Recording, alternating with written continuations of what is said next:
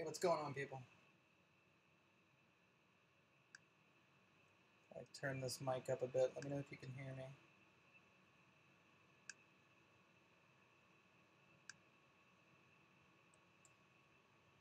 Also, just to let you know, I don't know why I'm doing this. I'm so bored.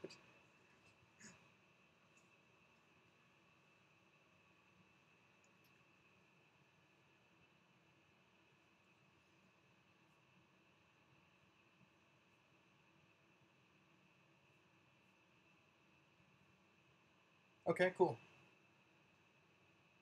Glad to know it. What's everybody up to? Other than watching some random cooking stream by a tarantula YouTuber.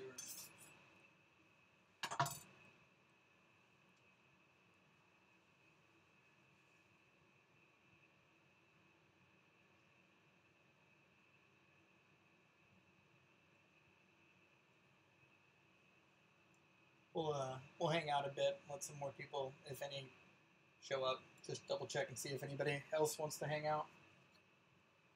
But yeah, so I need to make dinner for tonight, and was just kind of bored.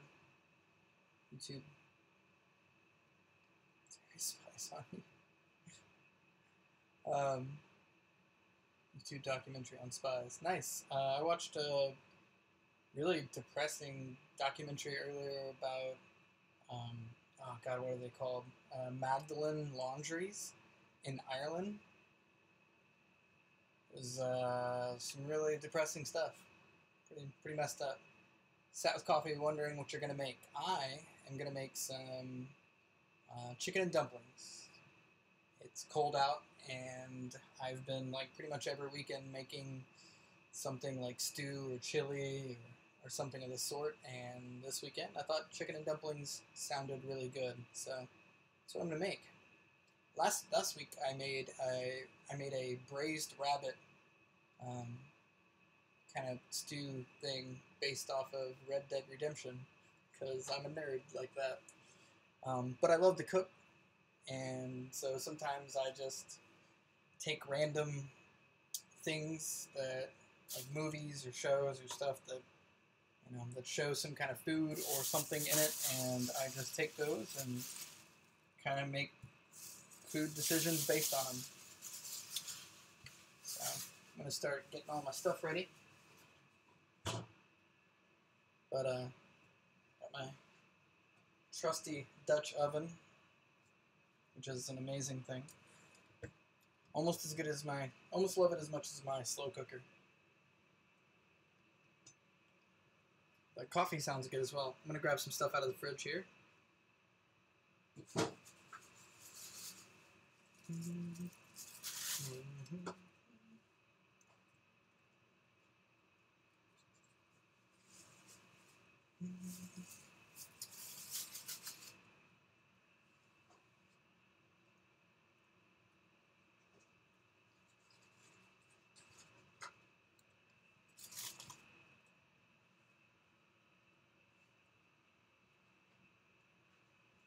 Alright. Sounds good. I love my slow cooker. So easy to throw everything in and forget about it. Yeah. Really what made me love my slow cooker was my wife's grandmother. When we lived back in St. Louis, we used to live like across the street from her grandmother, and she used to make us food constantly. Yeah, see, Daniel, grandmother's is where it's at, man. The best food. But she used to make Italian beef sandwiches that rocked my world. And so when we moved into our own place and moved to Kansas City, one of the first things, you hit the lemon with the peel, I'll give you 15. Actually, I don't have any lemons. No lemons in this recipe.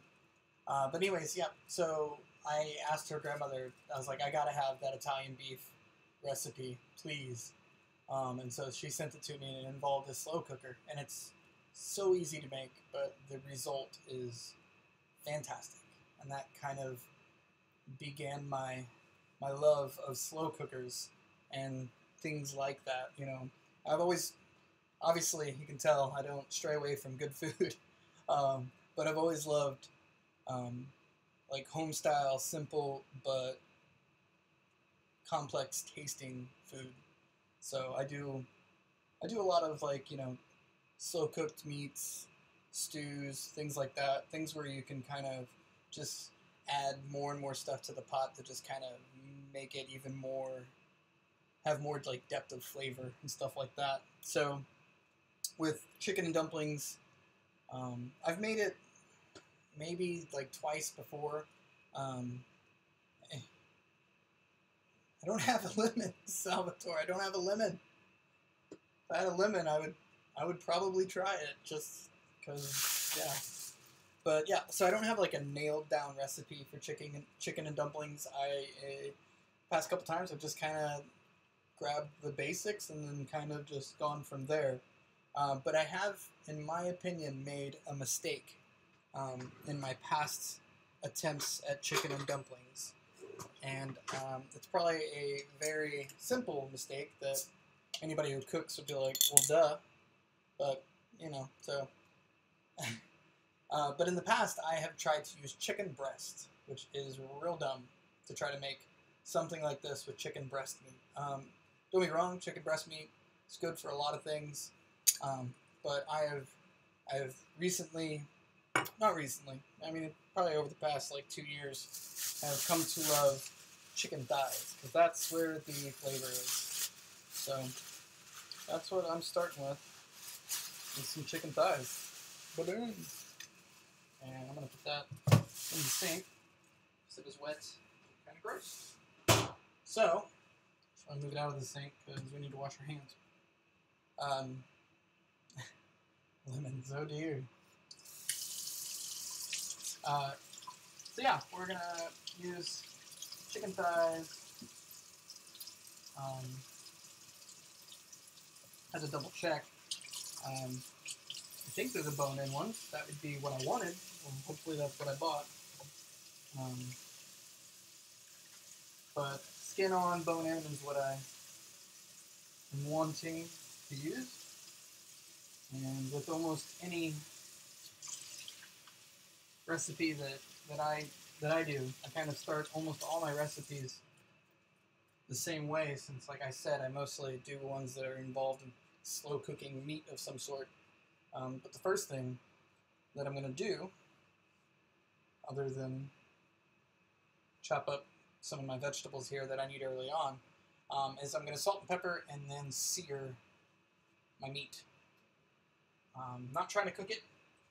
I'm just going to sear it to get some color on the outside of it before we do all the vegetables and cook everything down. So we're going to start with that. I'm going to try to make it to where you guys can see what I'm doing a little bit. I have a very small kitchen, and I'm using my laptop webcam, so I'm going to have to like angle the screen back and forth if I want to show you guys something. But also every cooking session should start with having a drink, so I'm going to do that. Wow. Good stuff. So, almost every other recipe that I do also involves onions and garlic, because I feel that that's how food tastes good. Onions and garlic makes food taste good. What am I drinking? Just having a Coors Banquet. I like craft beer a lot, but if I'm just looking for a quick drink, quick easy drinking beer, I'm not looking to get too complex with it, I usually drink Coors Banquet. It sounds like a commercial. If you want a good drinking beer, no. I think it's good. And also, I mean, it's got to be the bottle too. Something about the bottle just makes it. So I'm going to be chopping up some onions. I also have some celery. And yeah, and then some garlic. So those are our starting things.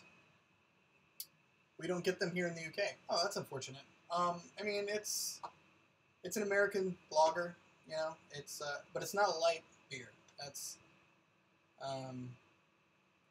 the thing. Slick dumplings or fluffy dumplings. Well, kind of they're kind of both. I'm cheating. I'm gonna let you guys know that I'm using the prepared biscuit method, which is just using a thing of some buttermilk biscuits out of the can instead of making my own dough because, yeah, because I'm lazy about that part, and I just don't do good with dough. I don't bake very, I've only, done a little bit of baking, and any time that I try to make any kind of like bread dough or my own biscuits, I'm just not good at it. No shame, look good. So I'm gonna just start by cutting up these onions. I don't know. What do you guys want? Do you guys want to see the cutting board, or would you rather just see my face in chat? I'm not sure. It's up to you guys.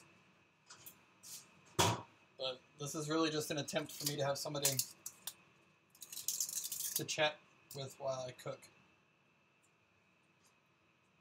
Let's leave that open. Always use ready-made dough, not enough hours in the day to be playing with flour, right? That's exactly how I feel. But I definitely appreciate those who do it. I think baking is a kind of magical thing. I'm not really good at exact measurement style of cooking, which is why I don't bake very much, because I'm definitely more of a person who kind of cooks on the fly. This sounds good. I'm gonna throw it in. I'm gonna taste it a little bit. Did that work? Yeah, it seems to work. Let's do a little bit more. Now let's try a little bit of this kind of thing. And that's kind of how I cook.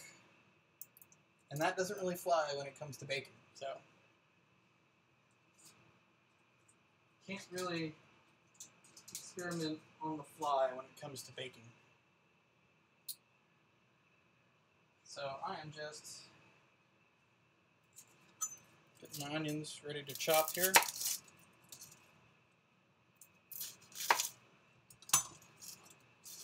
Taking off the ends. Show you guys a little bit here. So I have to turn this. Man, I have to turn this really far. So, yeah. Oh man, that shadow is going to be horrible. So I might not show the cutting board much because it's not really a good angle. Wow, these are probably going to be some strong onions. They are like leaking. So I'm just chopping them in half and taking off outside peel. And then I'm going to figure out exactly how fine of a chop I want to do. Oh, I should have taken more of this peel. Hold on. Just take that layer.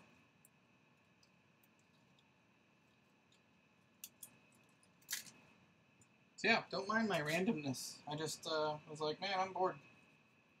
Kind of want to stream. But I gotta cook. Why not do both?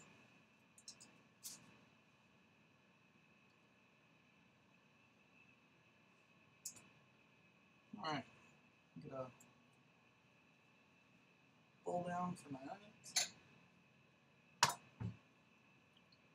Let's see, the chicken and dumplings.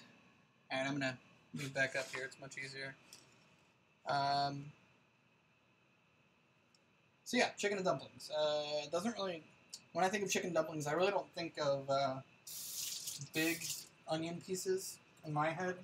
Like with a stew, I think of big chunks of everything.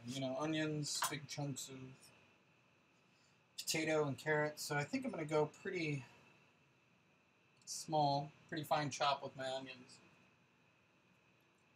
It's always good to be random sometimes. It keeps it interesting. Well, if you like random, or like me, I'm pretty sure I drive my wife crazy with all the random things I'm into and things I want to try every single week changes. So, random is something very close to home for me. A lot of that's probably due to my ADHD. I tend to kind of go off on new tangents and adventures without thinking, and constantly finding new interests and new ways to spend my money really fast. But I think she's gotten used to it over the years. She hasn't left me yet, so I must be doing something right. There's one. Half of one onion chopped.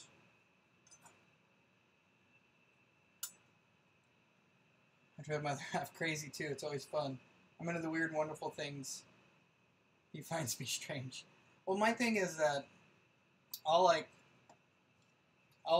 and it's how I got into like tarantulas too. I mean, it's very my tarantula hobby is very much a product of this same thing that every other hobby I have is. It's that I come across something like a video or an article or just something, and it piques my interest. And then the thing that most people don't know about ADHD is, yes, it's hard for me to pay attention to things that I'm not interested in.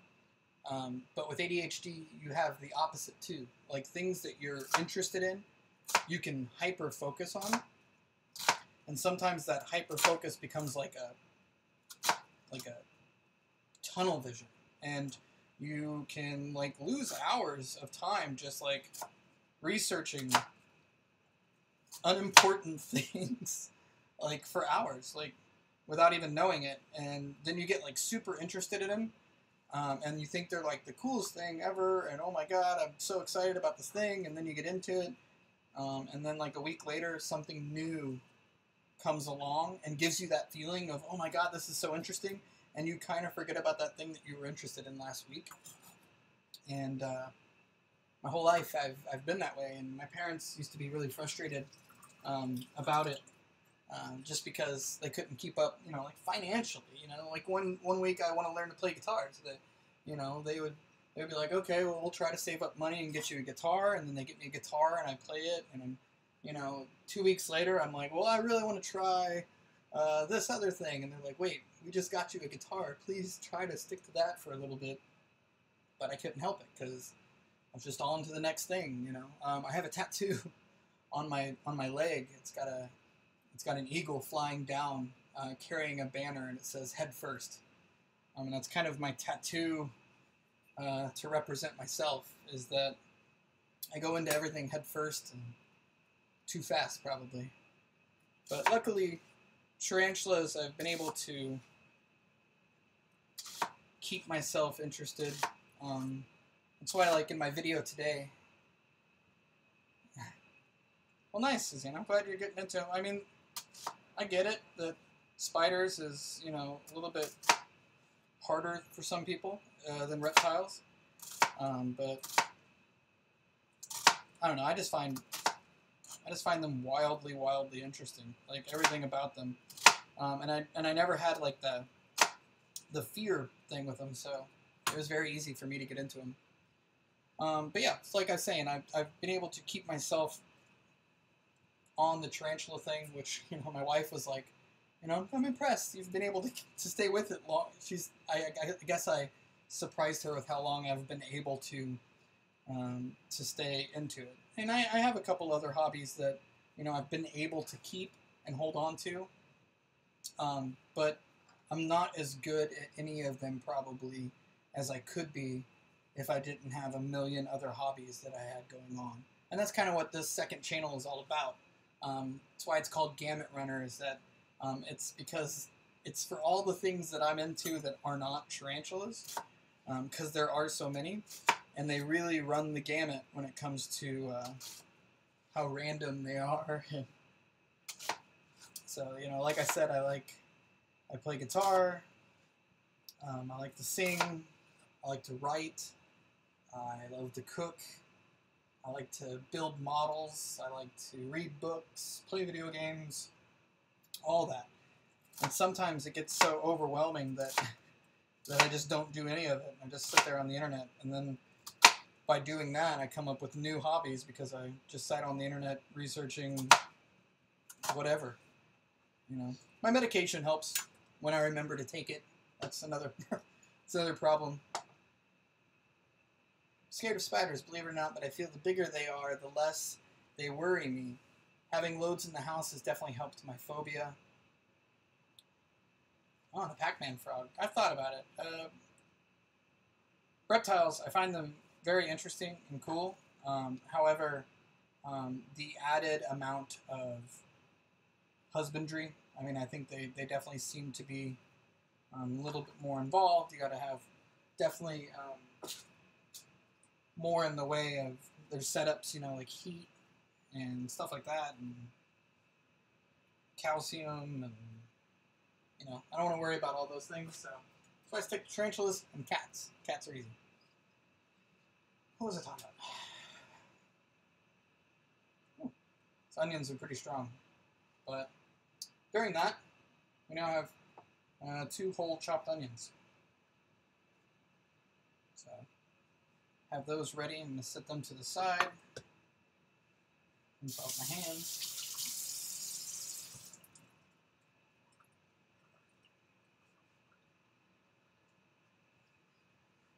Air out the onion.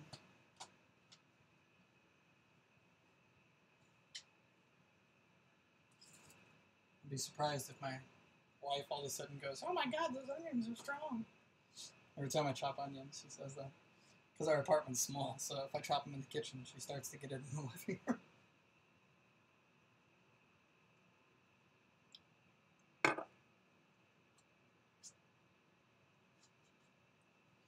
Let's take a look here. Just still 3 people. I think I'm one of them, so it's just you 2 guys with me. That's fine. Alright, so now some garlic.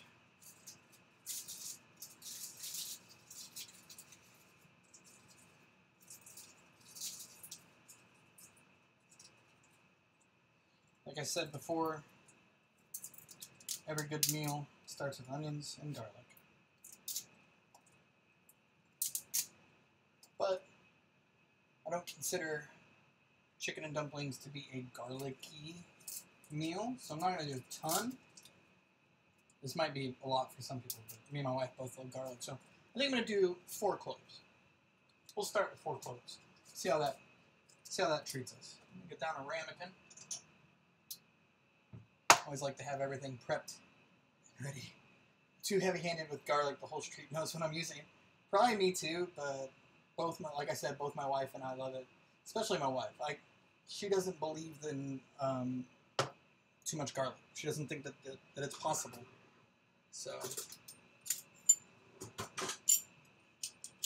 garlic press, because I'm lazy. Also, I hate getting garlic smell all over my fingers. Because then you have garlic fingers for like a week.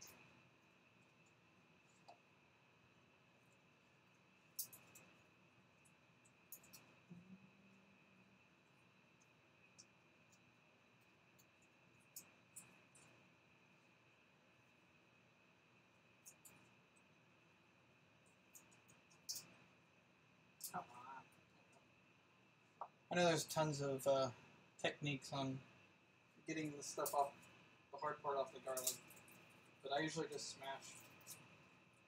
I know you can like put them in a bowl, I think, and like shake them all.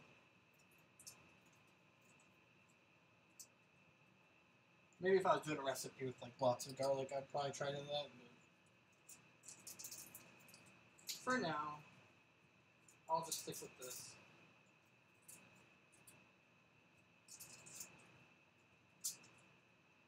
Fun fact, you know this from Good Eats, which is an amazing show. With garlic, you have this big clove here. You have this smaller clove. Smaller clove here is going to actually be stronger flavored than this big one. So, usually if you are doing a meal and you really want the garlic to stand out, not only do you want to add a lot of garlic, but you also want to use smaller cloves of garlic. Clove? Yeah, that's right. Right?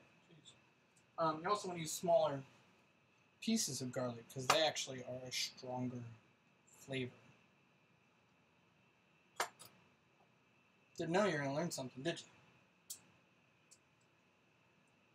I don't have a garlic press. I just whack it with a fork. That works too. Hey, you know, if it gets the job done. I just like them because I find them easy. But I do know that garlic press does seem to waste a lot of garlic, so that is definitely a downside to using one. Because every time I use it, as I'll show you, a lot of garlic comes out like around the side of the press and doesn't go through the actual like holes. So I'll show you. So like when I open this up, all that garlic's on the side, kind of pressed up through the side. What I usually do is try to just like push it back in here, which kind of defeats that whole thing of not wanting to get garlic on my fingers, doesn't it? Whatever. So now we'll do second clove.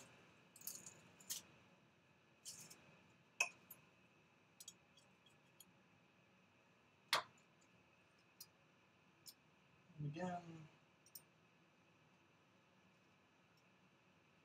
Grab all that stuff.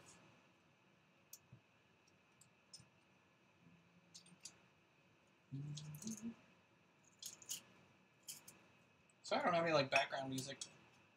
I don't stream a lot, so I'm not really sure what the rules are about like music that you can use in like the background. Because this channel is not monetized, so I'm not worried about like the video getting demonetized. I just don't want like stream getting shut down or you know channel getting in trouble or something. Not that it's like a big deal because this is just the second one, but Alton Brown obliterates the tile. Yeah, I have like one of those like metal press tile thing, like, but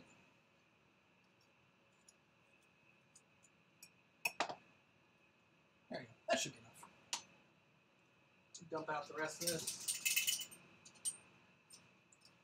These things are a pain to clean though, so I'll definitely list that as a downside. But now we have garlic and not that much work to get it, in my opinion.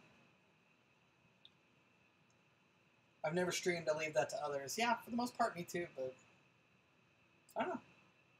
As someone who loves attention, and someone who loves trying new things, as we've discussed, and, you know, and, I don't know, I talk a lot.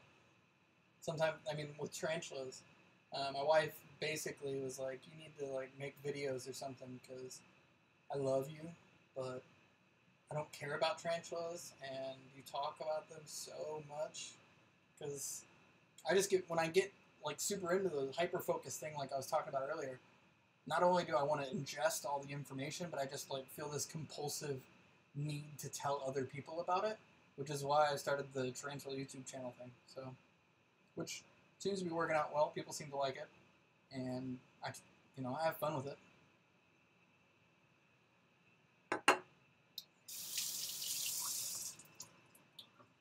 Finger smell like garlic. I failed. Supposedly, I think this is stainless. Probably. Supposedly, you're just supposed to rub your fingers on stainless steel. And for some reason, that supposedly takes the garlic smell off. I didn't think it worked. Still smells like garlic to me. Alright, so next up, I'm going to rinse my chicken thighs off. And the nice thing about this is that, let me get a plate now. Nice thing about this, the way I'm doing this recipe is that I don't have to try to trim the thighs of the chicken or anything like that. Let's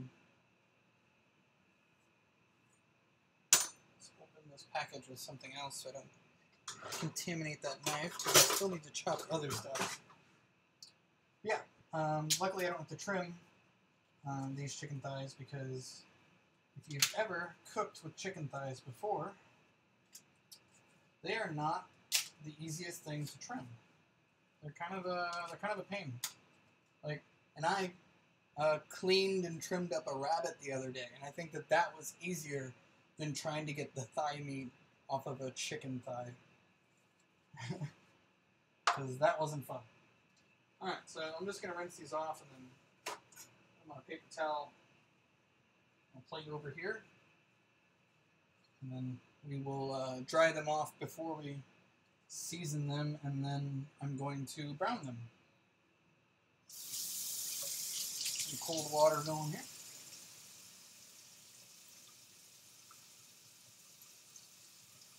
Find sharp scissors easier to cut chicken than knives. Yeah, that's a good idea. That's like, it's like every time I see any,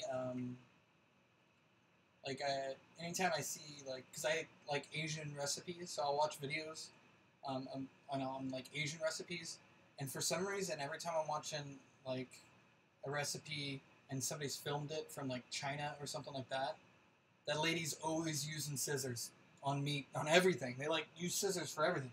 So it's probably a really good idea. I should probably invest it and try it, because the recipe videos sure do make it look easy. Hey, Tarantula Time, what's going on? Dinner tonight is chicken and dumplings. We have chopped up our onion, and we've got our garlic ready. And so now we are rinsing off some chicken thighs, and we're going to pat them dry and get them ready. And get them ready to brown. We're going to brown them skin on and everything. So I'm just rinsing them off right now.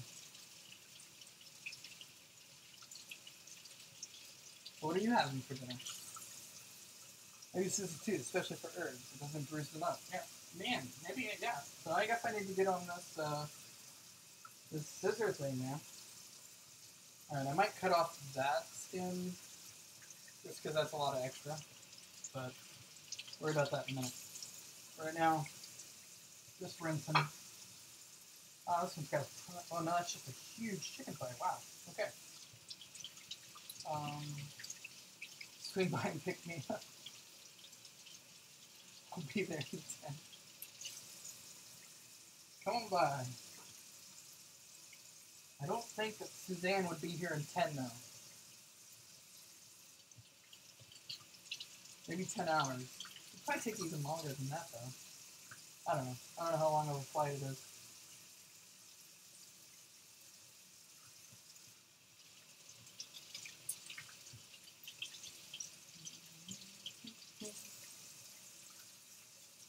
There's quite a lot of chicken.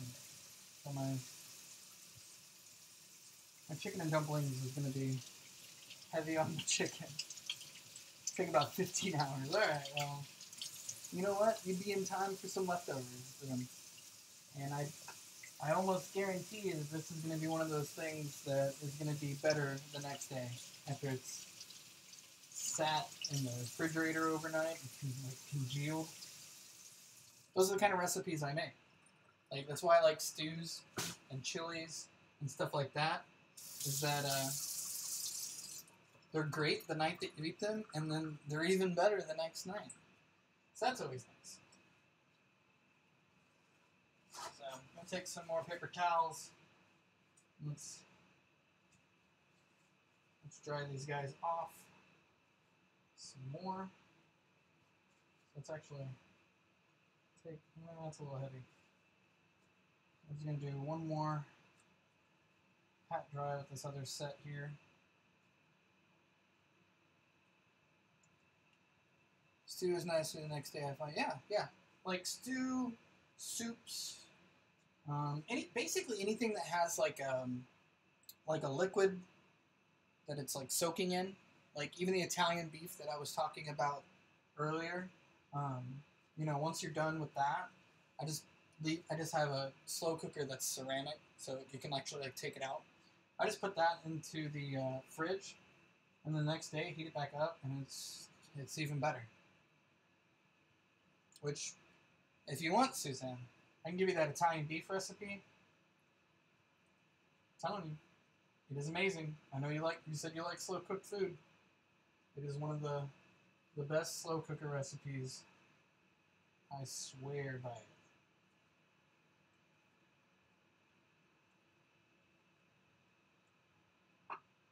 Okay.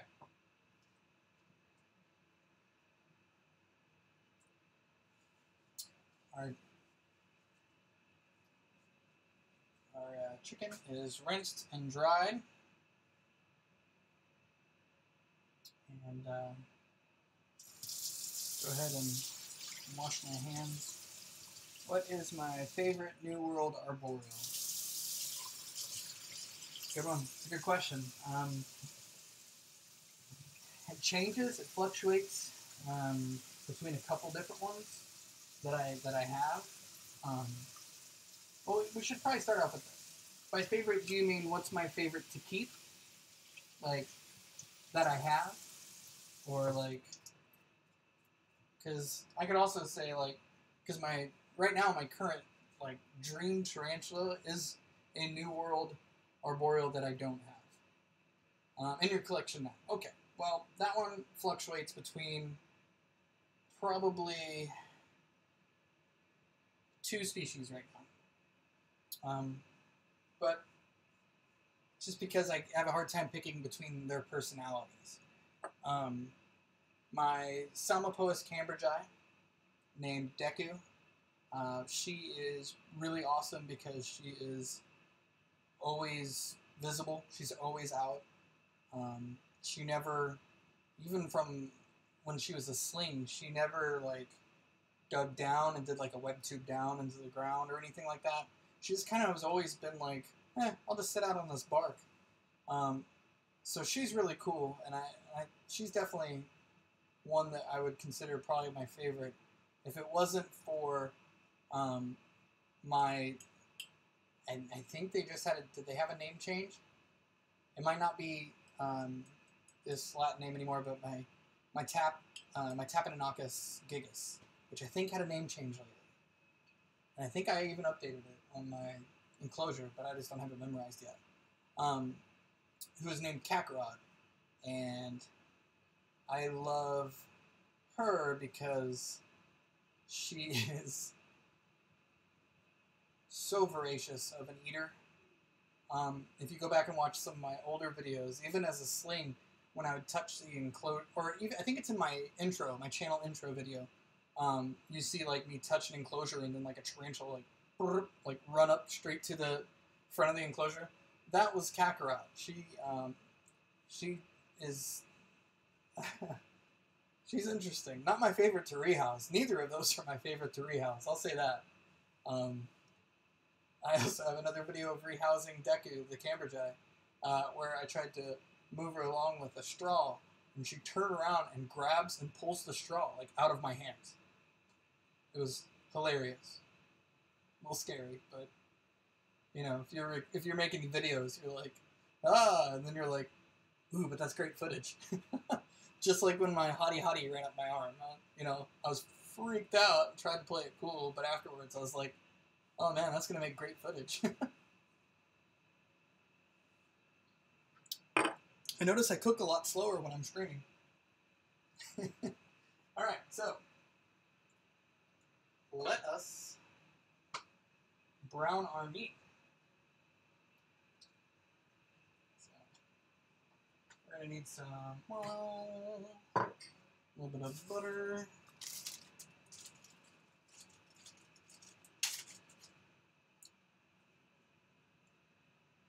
Yes, I've seen it. Awesome. Sorry to distract you from your cooking. I saw the video where she pulled the straw. No, I'm not saying that you specifically are distracted by cooking. I'm just saying the fact that I decided to stream while cooking probably isn't going to make this a very fast meal. But that's okay. It's not supposed to be a fast meal anyway. So let's...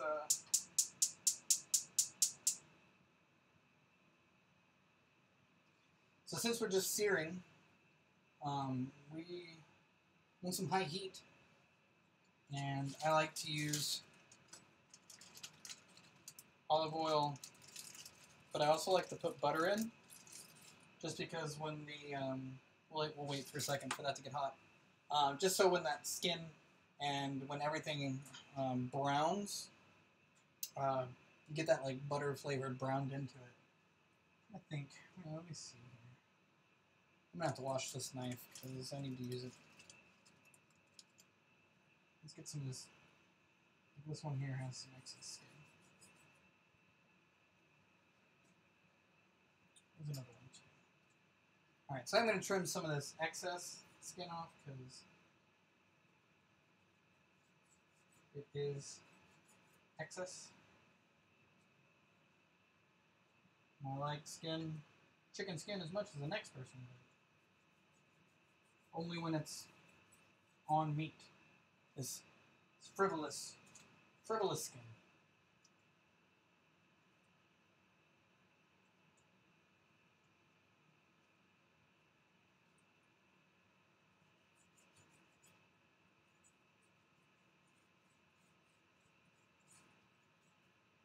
I love having a sharp knife.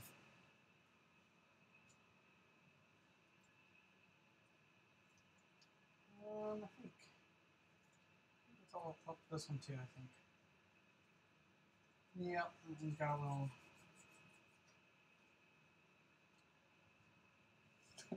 What was I gonna say? Shalom!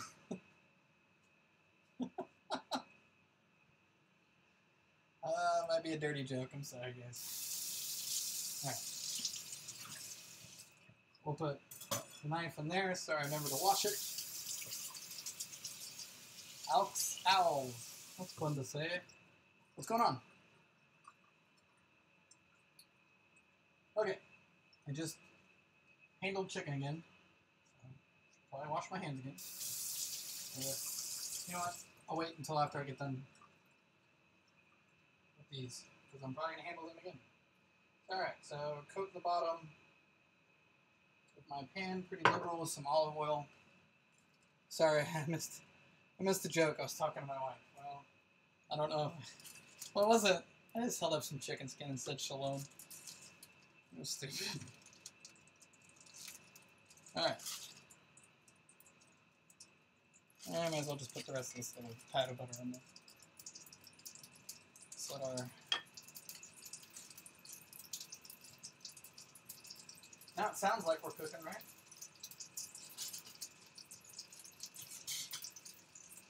Okay, so like I said, the object of this, and I'm just gonna... My wife hates this. I use so many dishes when I cook. Sorry, I'm gonna have to go. Battery's almost dead. We'll look forward to the recipe. Thank you. Take it. Yeah, hey, see you later. Thanks for dropping in today, and I appreciate it. I know it was really random and weird. Thanks for supporting my random weirdness. Let's go ahead and turn on the light here. Alright, so now get out my salt and pepper.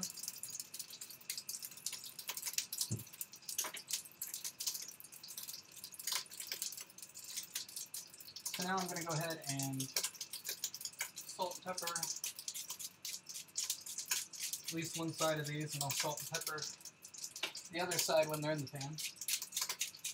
But I'm going to put them in, skin side down.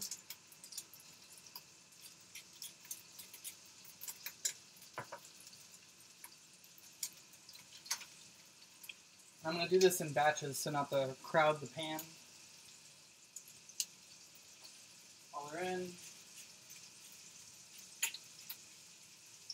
I'll go ahead and be liberal with salt and pepper on the other side.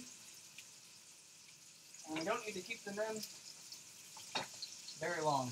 Just like I said, enough to give them a good brown. And then after this, things should move pretty quick. So I might talk less. Oh, I'm gonna sneeze.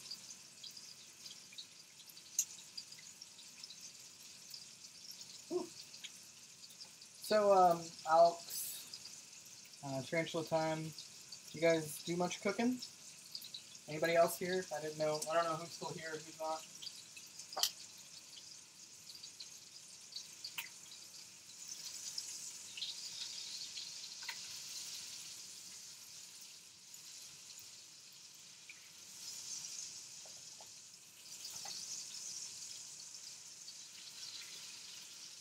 I can put one more guy in here.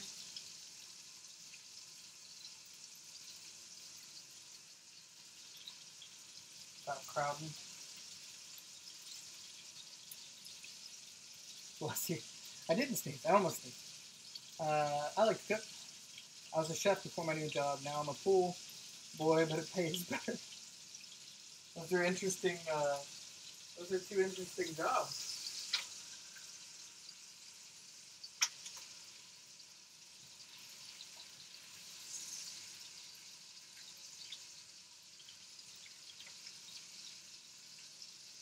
Alex, what do you like to cook? Let me know if you guys can't hear me because of the sound or anything.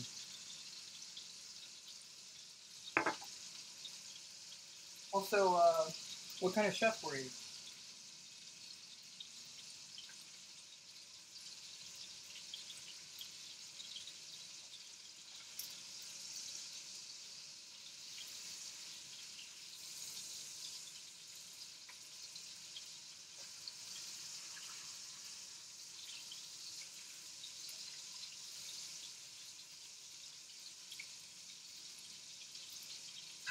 So, yeah, it takes a little bit longer to brown your meat before you put it in, in batches. But really, it gets a lot of extra flavor, and it's definitely worth it. Barbecue chef, my kind of person.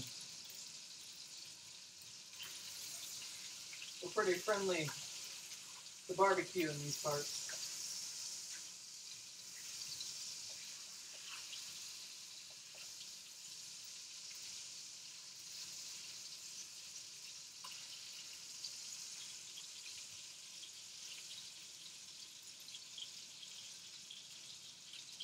This pizza on the big green egg. Those big green egg things are pretty cool. Never used one before. It's like it as a hobby. I can do quite a bit, but I love making different kinds of pasta. Pasta's cool. I've tried making my own pasta. Not good at it. And that goes back to what I was talking about earlier about anything with dough not being my kind of cooking.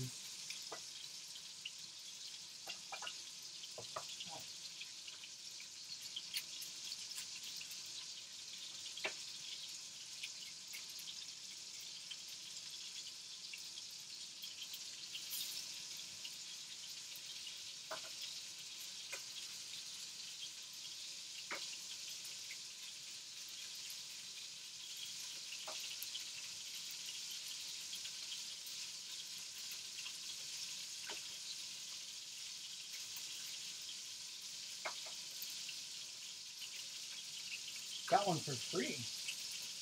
Oh, I wasn't saying that, Alex. That's like a you should remember kind of thing. I was just saying, hey, remember when, for people that were here to say, hey, remember when I was talking about that earlier?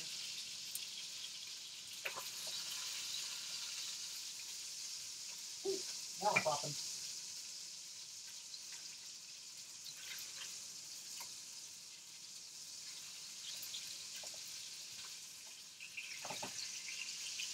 Oh, another guy in there.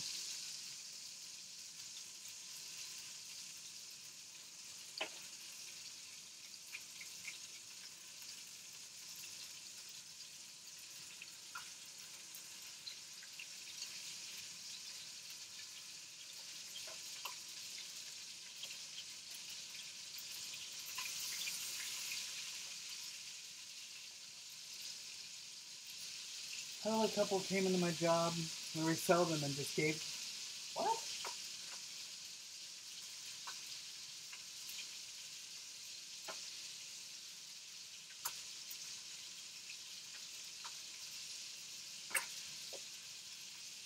That's pretty crazy. I worked retail for, let's see here, almost 10 plus years. Never had anything like that happen.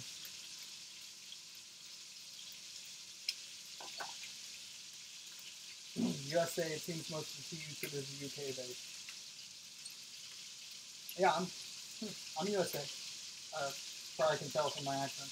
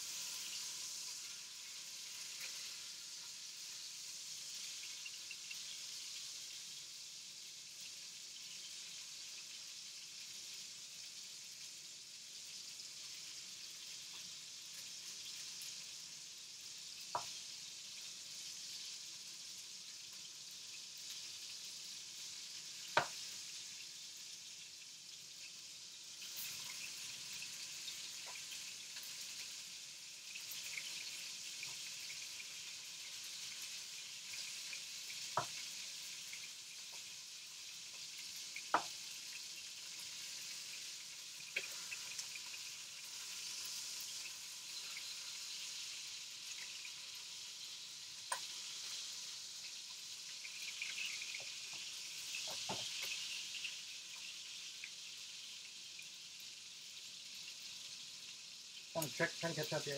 My first job was 8 years at a pet store. Fuck retail. You got stupid like with the egg. They didn't want to ship it. Pet stores always turn me down. Yeah, I started work. My very first job was working at a movie theater, and I did that for quite a while. I enjoyed it. Not at first, because at first they put you into the shitty job. But eventually,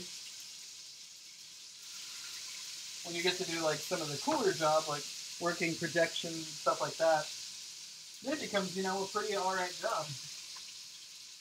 But when you just have to, I missed some skin. When you have to do this, like the ticket counter, and you just stand in one spot, that was not fun. Neither was having to clean up theaters or work concession. Ticket counter and concession was the worst. Also, I have to say, my experience may be a lot different from some others. The movie theater I worked at had 30 different theaters in it. Like 30 different screens. Like one of the biggest in the country. So, probably a lot different from a lot of other movie theaters.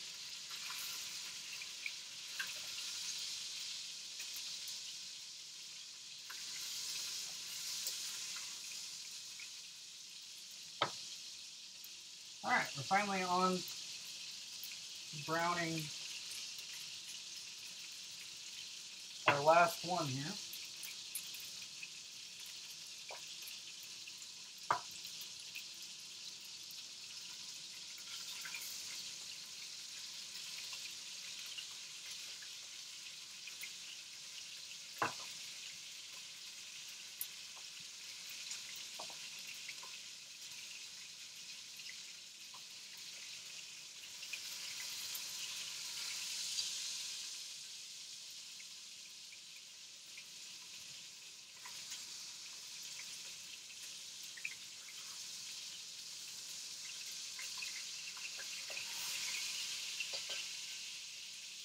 Man. Lots of oil in this thing. May have added too much.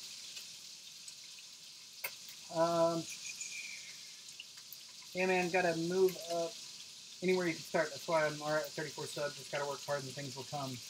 I really stay in one spot. Subs, man, when I was first started making YouTube videos, I was so obsessed with sub count. And found it's just not a healthy thing to be obsessed with.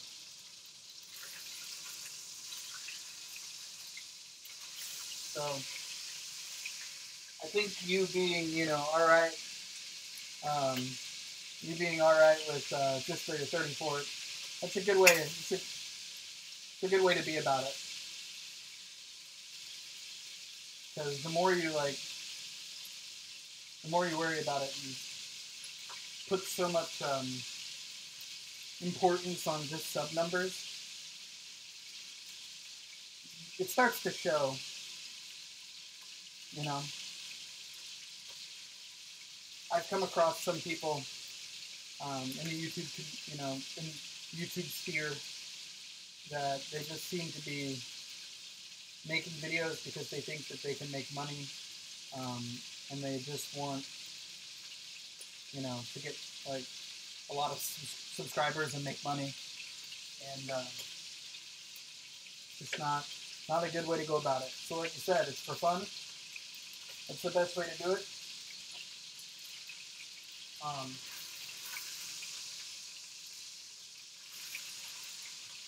And you know what's great about having that mentality is that if you have that mentality of it's just for fun, it takes away a lot of stress related to making videos. Because, you know, there's people out there that are just like, I gotta make a video today because I haven't put out a video in a couple days, and if I don't put out a video every couple days, I lose subscribers.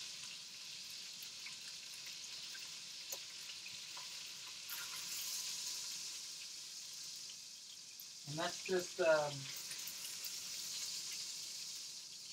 it's a lot of pressure to put on yourself, you know?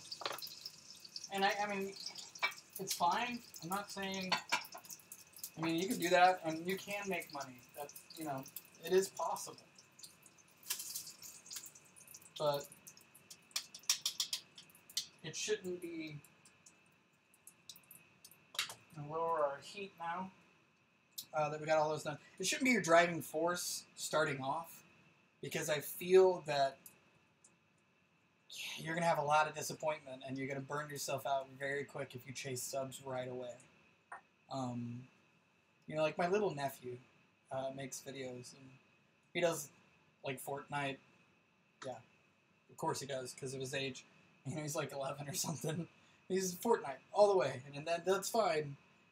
Man, it's like he's reading a script from every other kind of like video game Fortnite person out there, and you can tell that he wants to like just be like, you know, that popular gamer kind of YouTuber, and you know, I don't say anything to him. You know, you do you, little guy, but let's hope that he, you know, finds his niche and can start, you know, standing out from the pack. All right.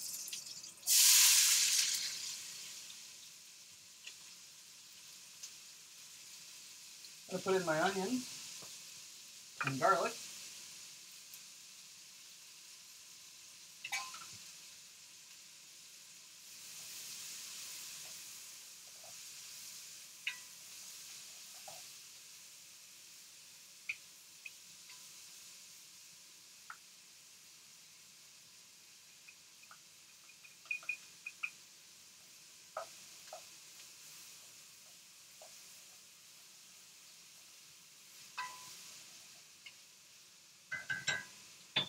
We'll just let those two things kind of get to know each other. And it'll probably be like 2 minutes before my wife says, that smells good in there. Tony, man, she loves her garlic. Fortnite, my nephew plays it too and streams it, definitely. Yeah, and hey, streaming games, you know, it's really is what got a lot of people into a lot of different games, and you know, I just worry that he's chasing a hard thing to stand out in that environment, because A, there's a lot of video game streamers, and B, there's a lot of Fortnite streamers, and C, there's a lot of young kids who are trying to do it. So I just think he's going to make it hard for himself. It's not an easy thing he's picked. One beer down. All right.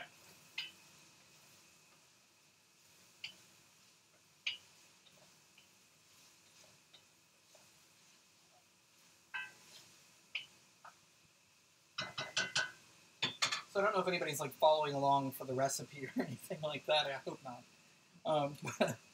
But I'm just I put my onions and garlic into the pan where the like fats and oils from the chicken were in. That's all getting to know each other.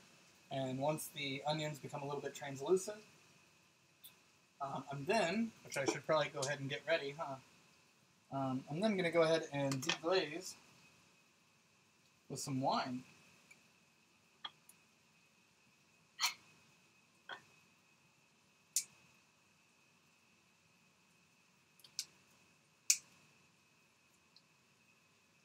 What did you season that chicken with? For this recipe, purely just salt and pepper at the moment. You know, I'm trying to go for like a classic home style chicken and dumplings. And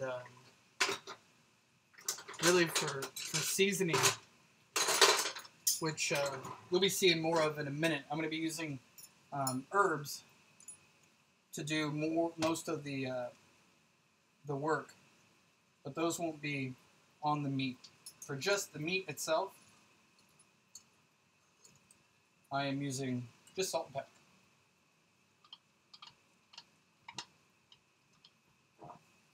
And before I throw this bottle of wine across the room, I didn't. Good job, me. Okay.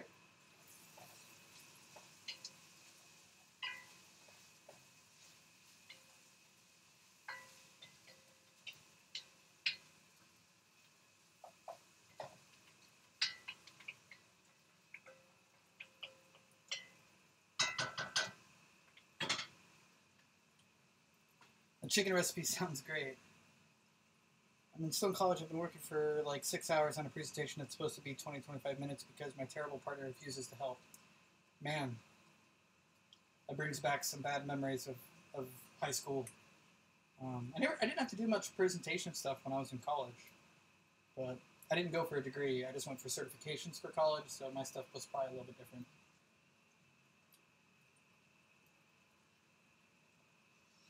I know. Vaping's douchey. Sorry.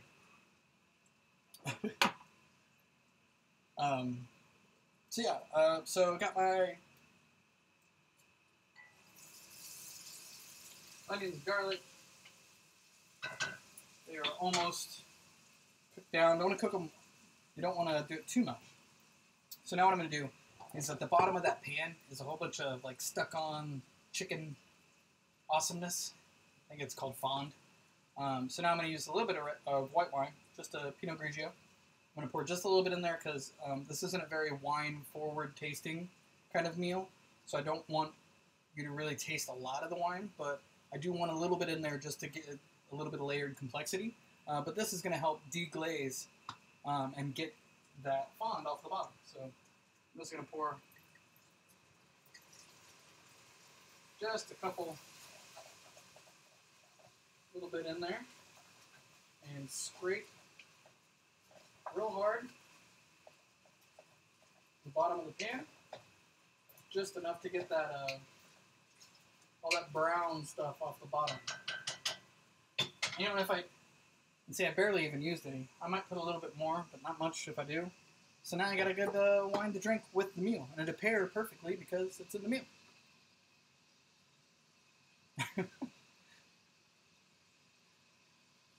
Right, the wine will be reduced, but you still will be able to taste the flavor of it. I'm not talking about the alcohol per se, because I know that will be cooked off, but the flavor will still be there. And if it was, say if I was doing, like you were talking about pasta, if I was doing like a pasta dish with chicken, I might add more wine to have that be more of a distinct flavor in the chicken than I would for this recipe.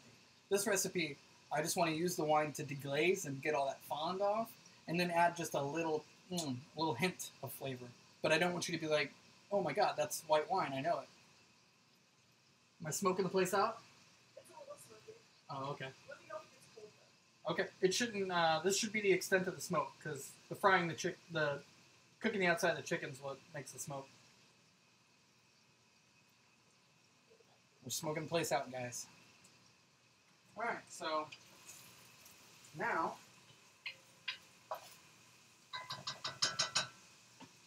that those things have gotten to know each other, let me grab some herbs.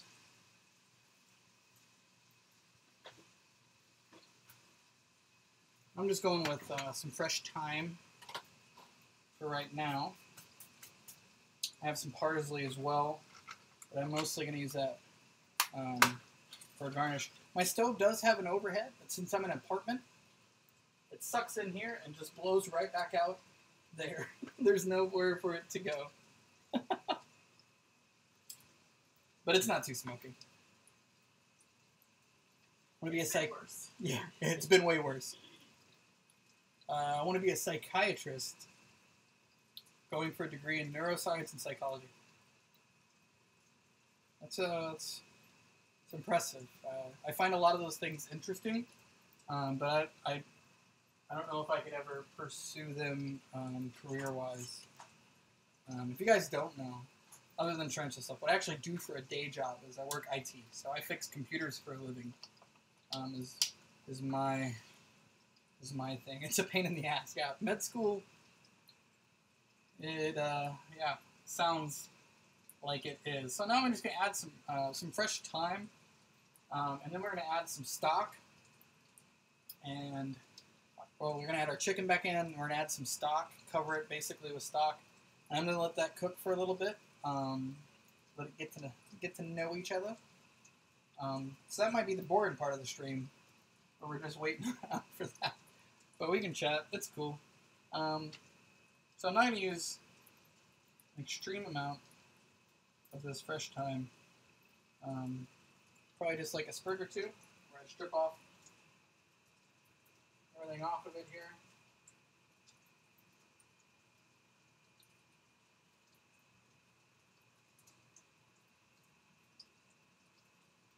One of my favorite seasonings, as I'm sure my wife can confirm.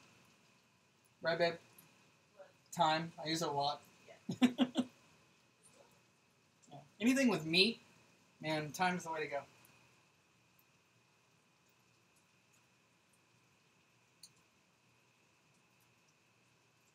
Alright, so a couple sprigs of thyme. I'm going to set this aside because, like I said, I might add more later.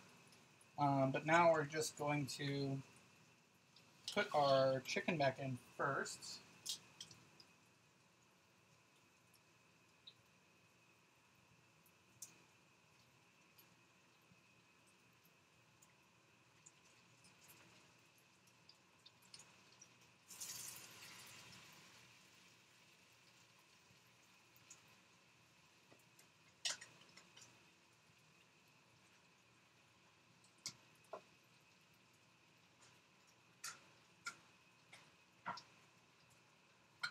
What a lot of chicken it is. Wow. And then we got a lot of chicken oil that's come off this. I'm just going to add that back in. That's flavor. Alright. So, now that stuff back in, I'm going to add some chicken stock.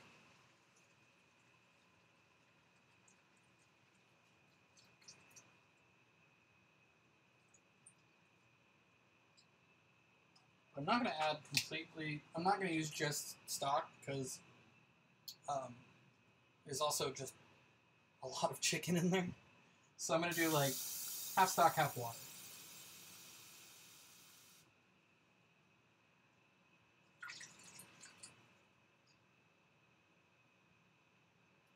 And then I'm going to let that cook for a while. As that cooks down, I'm going to start turning the chicken to make sure it... Oh my god, your arteries ripped. I look like I care about my arteries. But you have to also consider just how much water I added just back in. So it's all going to cook down. I promise you. And it's chicken. It's not like that fatty. It's not like I'm doing... Now, if I was taking like pork fat or lard and putting it back in, that'd be a little different. But I guess you're the one in med school, so even though it's not for psychology, you probably have an idea. Let's put our wine back in the fridge. Or in the fridge. It wasn't in the fridge to begin with. Actually, let's not, because I just touched the cork without washing my hands. Bye-bye, cork. Alright. So now, let's be smart about it. Let's wash our hands.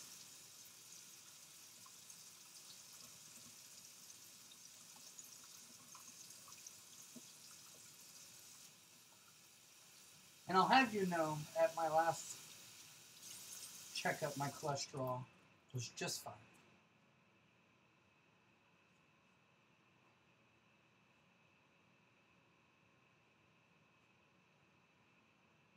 So there.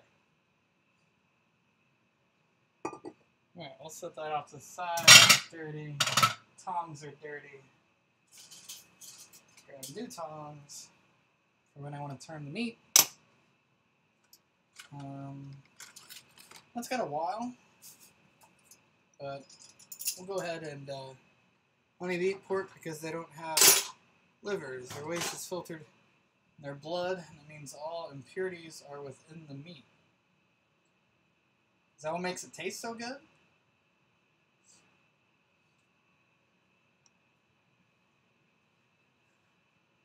Shalom.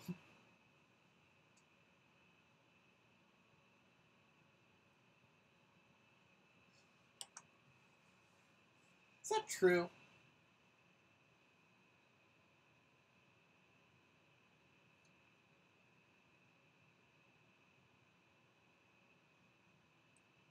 Porks have livers. You tried lying to me. Pork's got livers. I was like, wait a minute. It's like most mammals have a liver.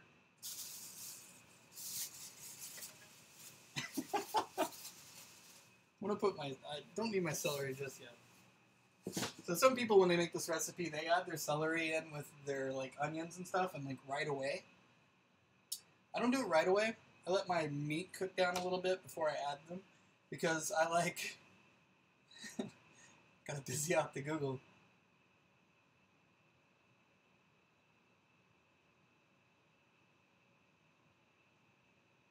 Porks have livers. Pigs. Excuse me. Sorry. I've had one beer. I'm wasted. Dude, I second guess that. Oh my, it drives my mom crazy. She got real mad because I pretty much, like, anytime she would say something to me, I'd be like, yeah, is that true? Are you sure? And I would Google it, and a lot of times it wasn't. Because I think my mom just has a tendency to, she wants people to think that not that she's, like, smart. I don't think she's trying to come across as smart. She just likes being the person that, like, helps people and gives them, like, explains things for them. Like, oh, this is why that happens, honey. This is fine. Now, Mama tell you, right? But, later in life, now that I'm just like, well, let's look it up. Let's find out. Let's just be sure. She hates that. Why do you gotta always second guess me? I was like, well, Mom, you only have like a 25% success rate of being correct, so that's why.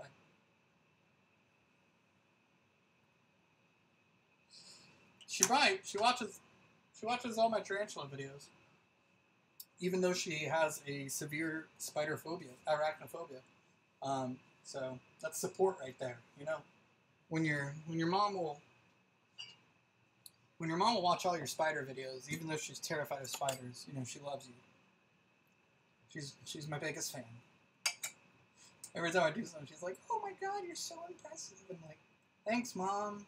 So now it's a running joke with us. Thanks, Mom. She gets mad when I say it because she feels like I'm dismissing her compliments. I'm not dismissing them. I'm just giving her crap because she's my mom, and she's a little obligated to say those things. And when she's, you know, telling me about how awesome I am, I'm just like, it's great, Mom. I appreciate it, but I want other people to think that too. Not only nuts and grains, but also less salubrious. I don't know that word. Items such as carrion, human corpses, and feces, says the horse. I mean, they can eat those things. They can. Doesn't mean they do. I'm sure that a pork farm, a good one, maybe, depends on where you're getting your pork. There's probably some shady places in the world, but I'm sure a government-regulated pork farm is not serving their pigs human corpses and carrion. Just saying. And you want to talk about simple guts. Look at, like, cows, man. They have, like, 3 stomachs to just eat, like, grass. It's not like theirs is a very good system either.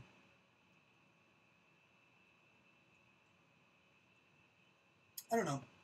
I could probably be convinced to not eat pork. I do have some things. I don't like the inhumaneness of the meat industry a lot. you know, when I can. If it's government regulated, they probably are. Yeah, it's where all the dissenters get sent. No, but you know, I try to buy local meat when I can, as you know, humanely raised meat as I can when I can. But I haven't gotten to a point where I don't yet. But I mean, I could. Pigs are highly intelligent, and that part of it does, you know, kind of bug me. But when you've been raised a certain way and all the meals you love, it's a lot. My mom supported too. I gotta give a huge shout out to my wife for letting tarantulas in the house. She doesn't really support it, but she'll let me do it even though she's terrified of them, of spiders. See, my wife doesn't. She isn't terrified of spiders. Her thing is like when I told her that I wanted to get into keeping tarantulas, her thing was just like, okay, but for how long? Are you gonna be like on to another thing next week? So that was her concern. Plus, she was like, I told her I just wanted to get one, and then one became 5, and then 5 is now 60, and you know. I'm a vet tech, and handling and restraint of pigs sucks. Crazy smart creatures.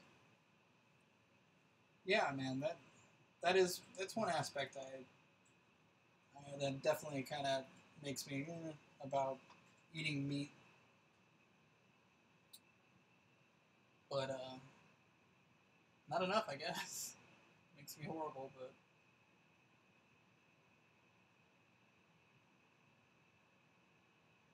speaking of that, though, I'm in the middle of the city, right? I'm in the middle of Kansas City, urban as it gets. And I was driving around a couple months ago. This is like the middle of summer, and there is this like probably 25-year-old, slim, tall, like fashionable blonde chick, right? Not uncommon in the area, walking her giant pig in the middle down the sidewalk, just a giant pig. I had to do a double take. Sure, she's almost caused a car wreck because of it. Check your chicken. I don't need to check the chicken. It's just cooking, man. It's just gonna be that way for a while.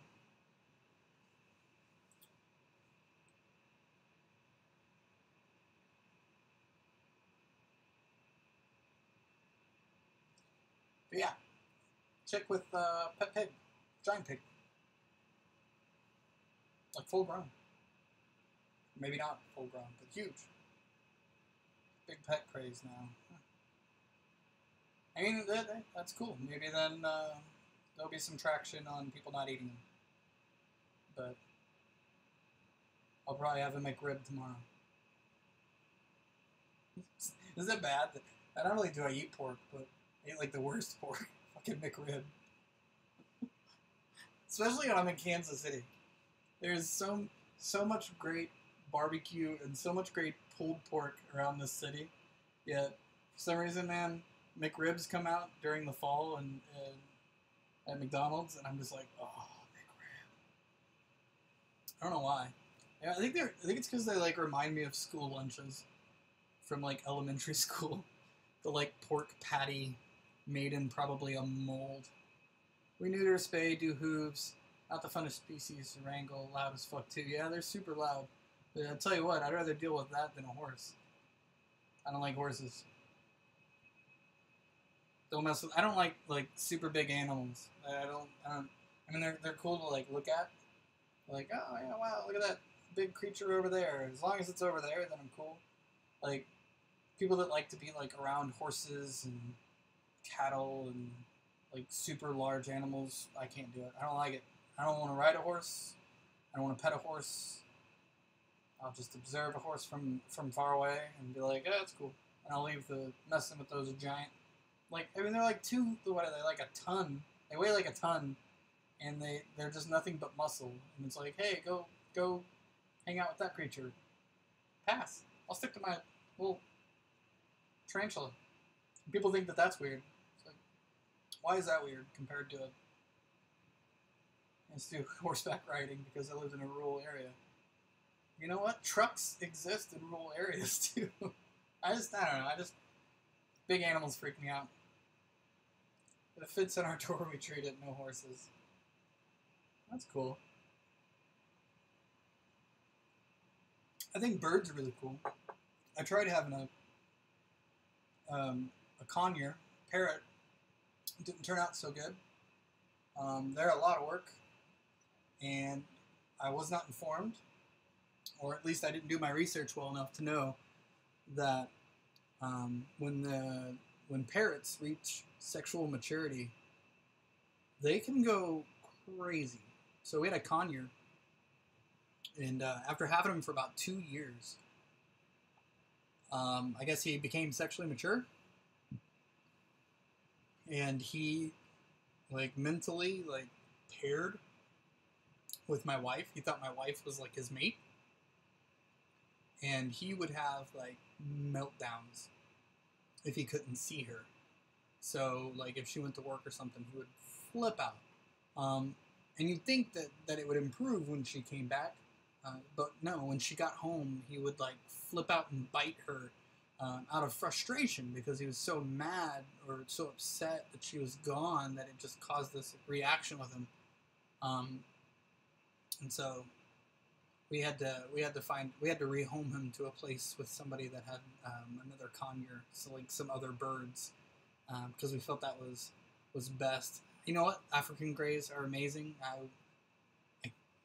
In my mind, it would be really cool to try to have a large bird again in the future, but I would be really, I'm going to be really probably hesitant the rest of my life, just because I feel kind of like I did a disservice to that conure, you know? I feel like I probably was underprepared as I should have been and kind of effed up. I should have probably bought a pair of them if I was going to get them. That way there's less chance of him bonding like that when they go through sexual maturity. So yeah, that's my story of not researching a pet enough. So maybe that's why I went so like crazy with tarantulas and tried to absorb everything I could first, because I didn't want to do that again. But African grey would be amazing. I love birds. I think they're so cool.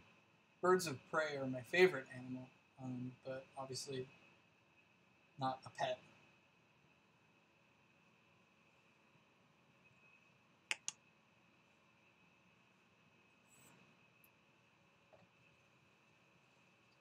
Ooh, that is rolling.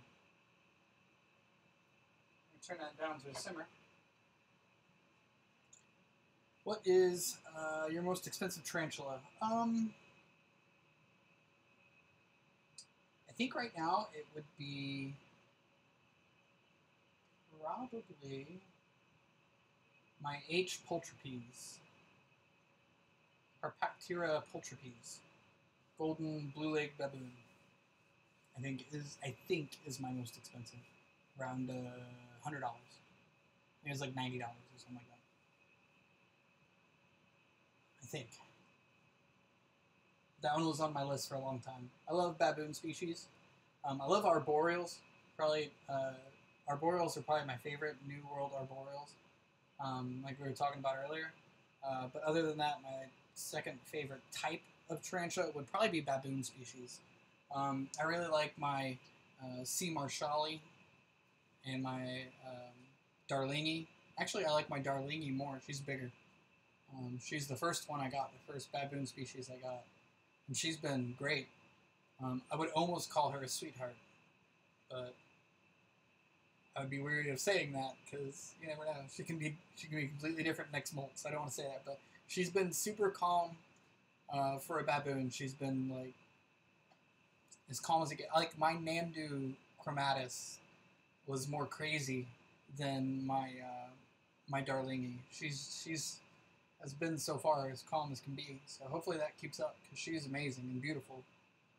So I really love the baboons, and so I had to have the H. pulchripes, and I think that's the one I've spent the most on.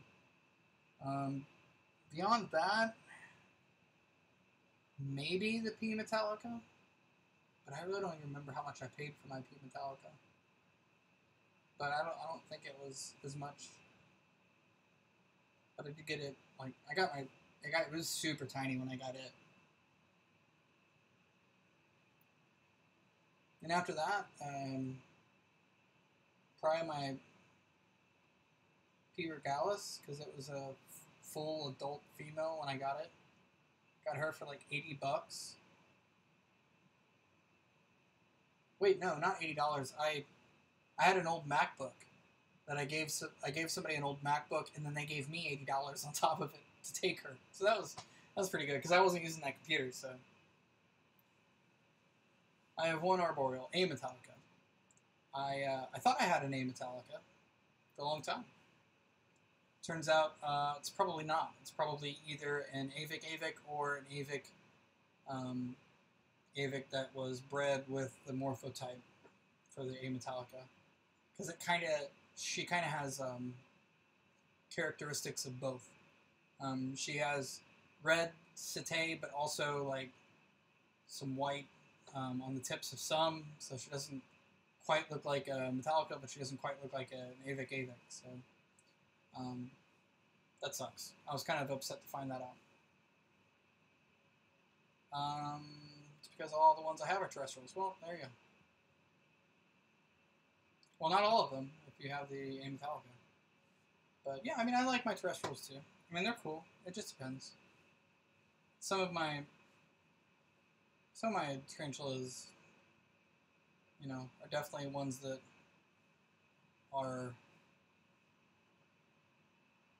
don't come out, that kind of are not my favorite. Hey Alex, thanks for dropping in and chatting. Have a good one, man. Good luck with med school.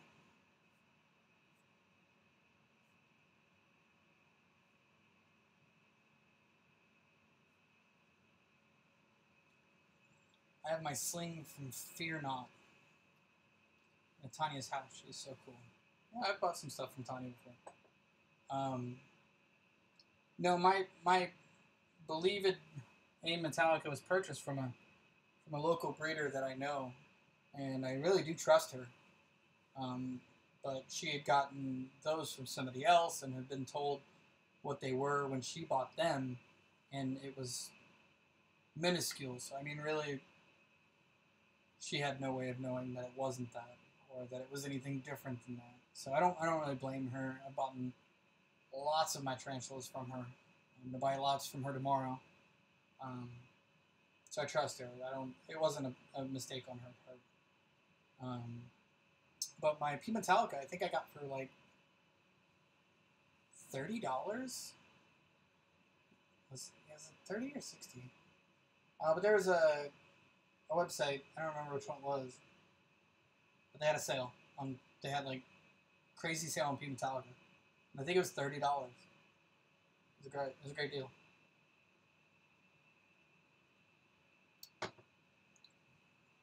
Favorite non-spider invert. Love my Scolopendra. It's psychotic. Well, I don't keep a lot of non-spider inverts. Like I had a forest scorpion that, if you watch my video today, it had a bad molt. And then I had a millipede that died of old age that I had for a while. They don't live super long. Other than that, everything I have is tarantulas. But I wouldn't be. But I really want to get. That'd still be a spider. I don't know, man. I don't really have a lot. I mean, beetles are cool. I don't have a lot of non-spider invertebrates. Yeah, I mean, that probably. I don't know if I'd get another scorpion. I mean, they're just not my the thing that I'm into the most. Alright, there we go. Now, that's a little calmed down. Move my chicken around, make sure that most of the chicken is in the water. I'm going to turn this back up a bit now. So I want it to simmer, not to sit.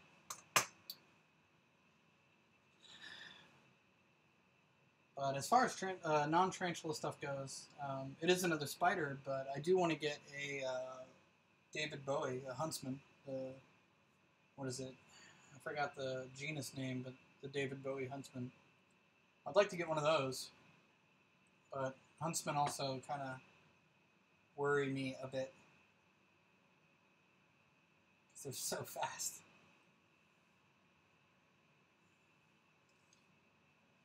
But while we wait here, let me clean off my knife.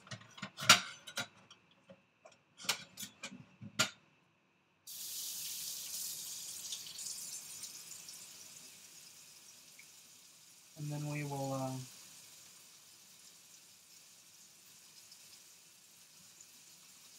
start getting some carrots and celery ready.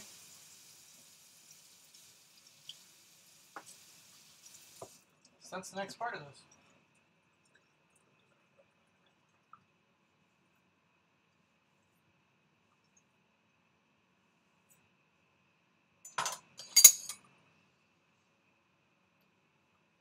Nope, I saw how fast those are. Yeah, they're real fast. But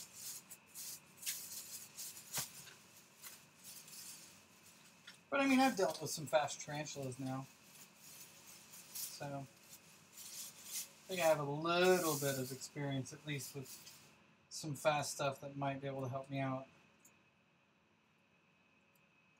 And I mean, really, once you've had a hottie run up into your armpit, I mean, how much worse can it get? Beyond being bit, of course, but in terms of like fear, you don't know how much worse it can get. That's a bad piece of celery.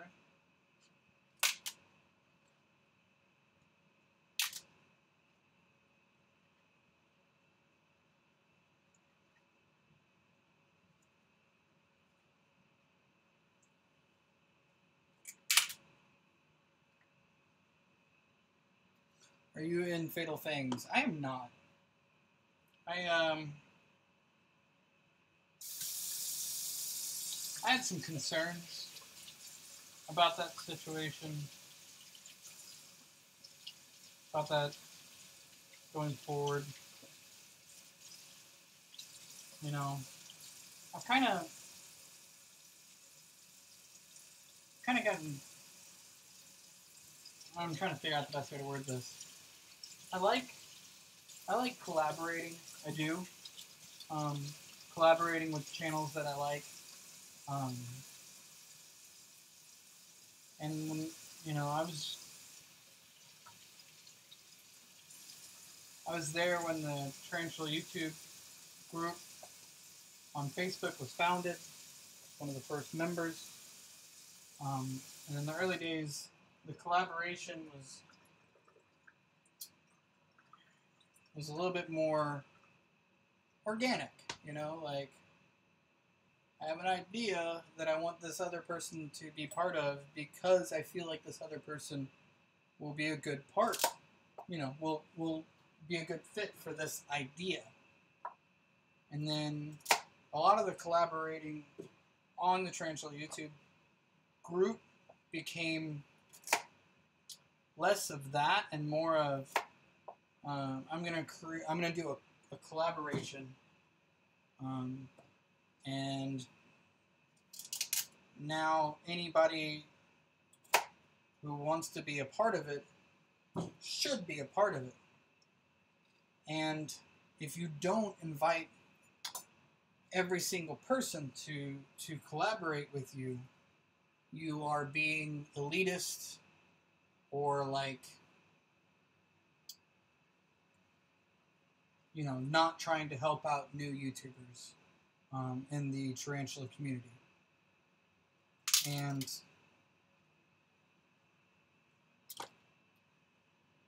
I didn't really care for that much. You know, there was kind of a debacle around the whole thing. And it's really why I haven't been doing much in terms of collaborating. I still like, don't get me wrong, I love the group. You know, the group's great.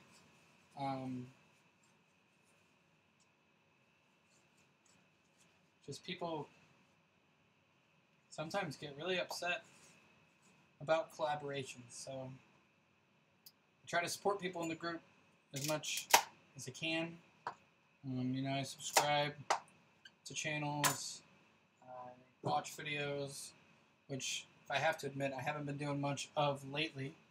But I also just haven't been doing much lately of anything. That's why I made that video I did today. You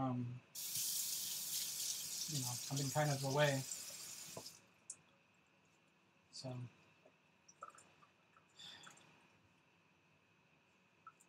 yeah, the Fatal Things thing, I saw it pop up.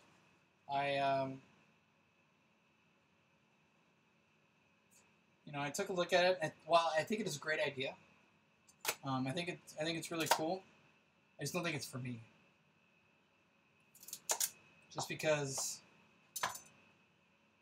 of the things like I talked about in the past that have happened, I just see a lot of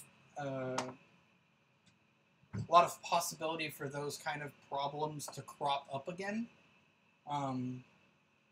where people feel slighted or feel like they weren't given enough attention or feel like a certain person should have mentioned them or did a certain, you know what I mean? All those multiple things that could happen makes me be like, nah, I'm not gonna mess with it. You know, I'll just continue to do what I do. I'm not, like I said, I'm not against collaborating whatsoever. I enjoy it, but I don't do it. I don't like doing it just to do it. You know, I like to have a good idea and a reason. And if I'm going to collaborate with somebody, I want to do it because I want to collaborate with that person and play to their strengths. Or, you know what I mean? Like, I feel like that person has something going on that I think that people would enjoy, and I want to highlight that. I just don't want to be like, oh, here's just the person. And also, you know, if I'm going to collaborate with somebody, I want to talk to them. I want to know them. I want to get to know them. And, you know, like, me and Tom Moran talked quite extensively before we did anything together. For, you know, quite a long time. And I enjoyed it thoroughly getting to know Tom. Tom is a great, great person. And me and him really connected.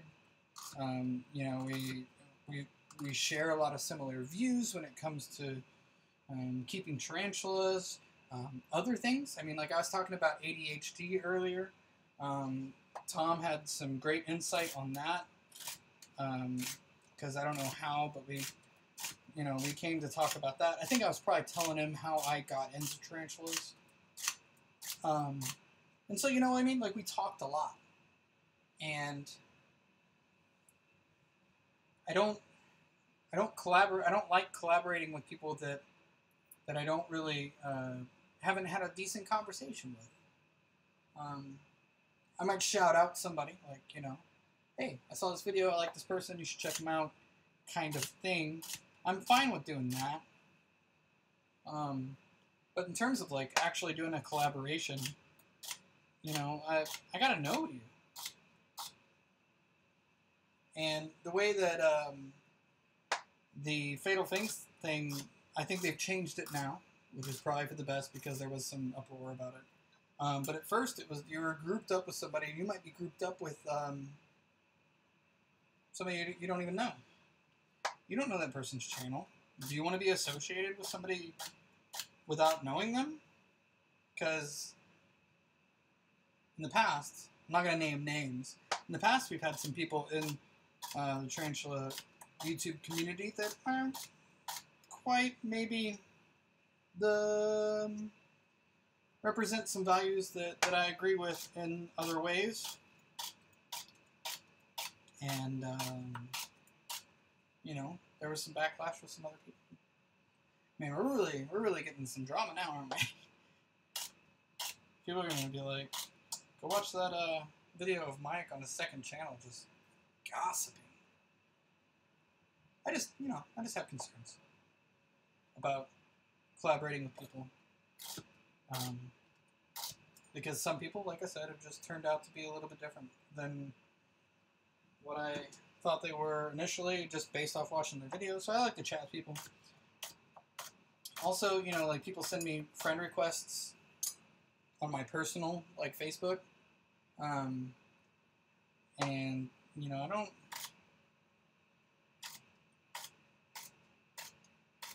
You know, these people haven't like ever like talked to me in comments or anything. It's just like,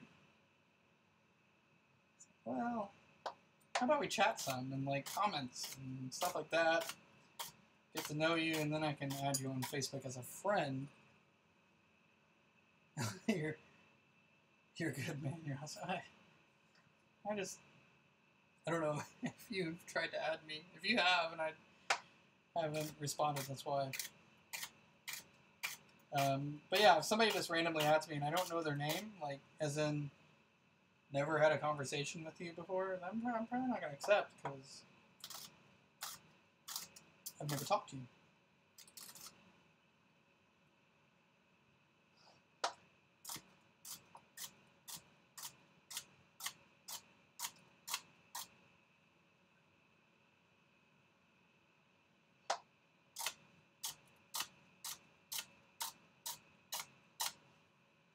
Speaking of collaboration, I might need to... no, wait. She's going to be busy. Tomorrow's the Kansas City Reptile Show. And I know that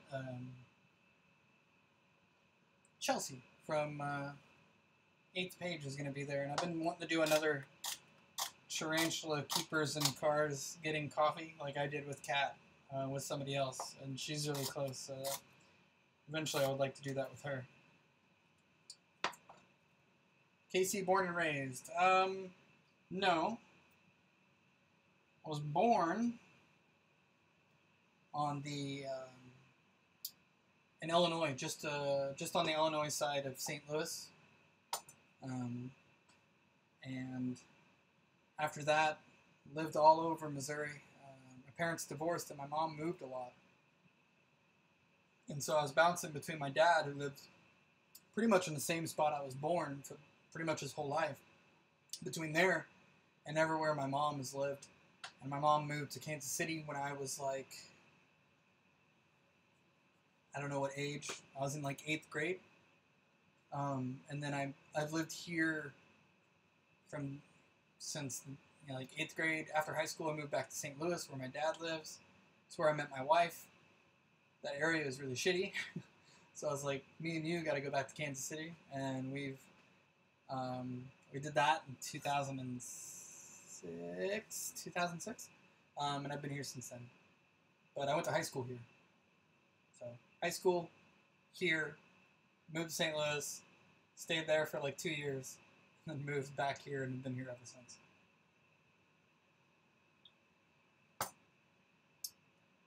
Wonder if that'd be enough celery. Maybe. Let me grab the carrots. There's a lot of chicken in there. I should probably do some more celery. But let me dump the celery in.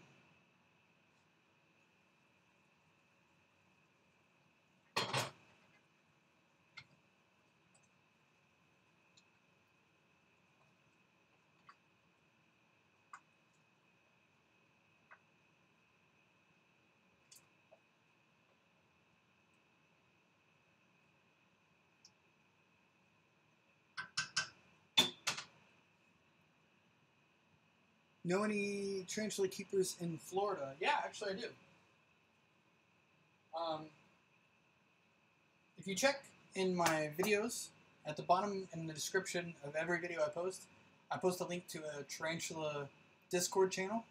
And that's a tarantula Discord channel that I'm an admin of, and my fellow admin on there, and a couple other people in that Discord are from Florida. So if you want to talk to some other keepers from there, and not only there, I think we're like, what, I don't know, like 600-700 members strong? Something like that. There's a lot of people in there. I should not open it this way. I should do this. So I'm not going to probably use all these carrots. But yeah, we have a lot of people in that Discord channel from all over the world. And it's a pretty cool place. Learn a lot. You know, people are breeders on there that sell, so you can get some deals on there. Every once in a while we do like movie nights where we, I have this other website that we use that we all watch the same movie together, and we all, hop in voice chat and talk to each other. And usually it's like a cheesy. Usually it's like a cheesy spider-related like movie. Like the first one we did like Arachnophobia. I mean, of course, you got to start with that.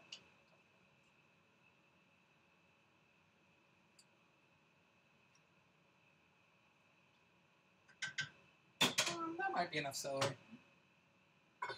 If not, we can always add some more. But we'll do some carrots. But yeah, we'll watch movies together. We've become quite a close group of people. And pretty good amount of members from Florida. So, can definitely get in contact with some people that way. Not sure where you're from, Daniel, or if you're already on the Discord. But if not, let's check it out too. Some good people. Good community. We try to, cultivate a good community. Much different from the one you get on like Facebook groups. Not that there's anything wrong with Facebook groups. Just very different.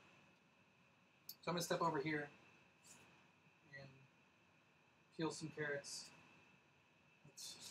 There you go. Now I can chat.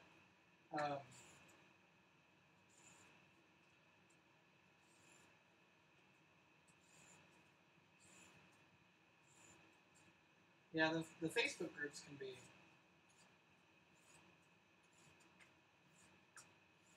trying sometimes. I admin a lot of those though too.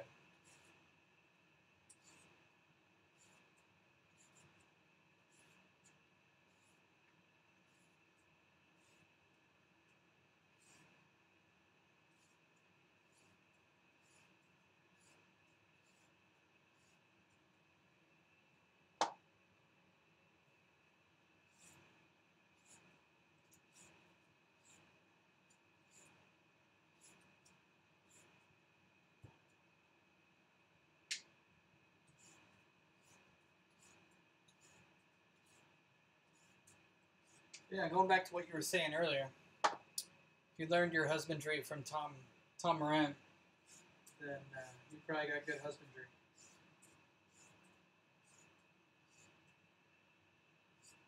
Tom is my favorite YouTuber when it comes to tarantulas.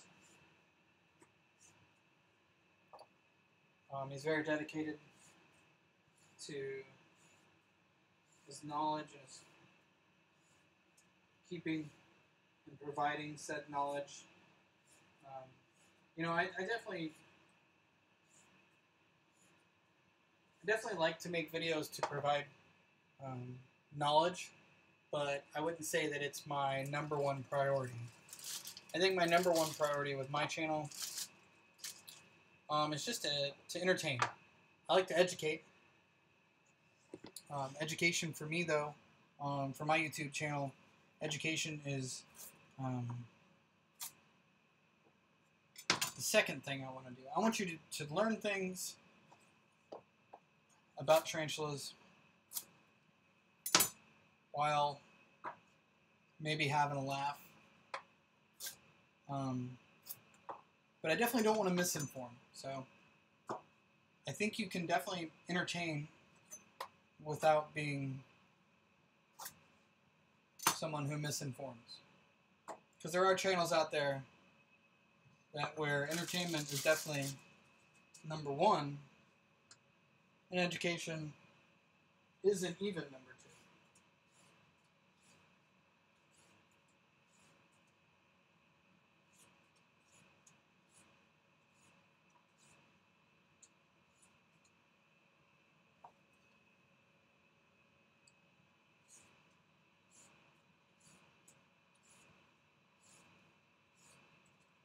Plus, if I have mad respect for Tom and like Dave at Eerie Arachnids, because they do a lot of like species-specific videos,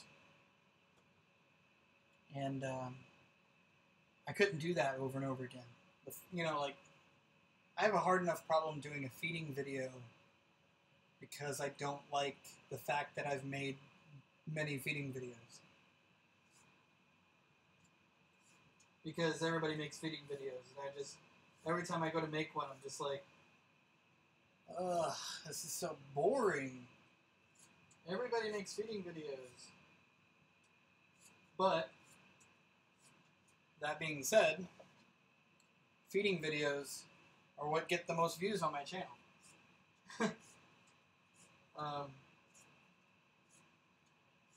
So, I don't know, man. What's better? But I like, you know, and what's really effed up is my favorite videos that I've made are the ones that end up getting the least amount of views. Like the ones where I do skits and stuff, that's my favorite. I love doing that kind of stuff. You know, like my last one that I did with my mature male tarantulas, doing like the dating video for them. Man, I had so much fun making that, and I thought it was hilarious. But it's got like only 200 views. But feeding videos, you know, you look at those and they got 1,000 views. And it's like, damn it, man, I want to try to make something original, something a little bit more substance to it. But if I do that, nobody watches it.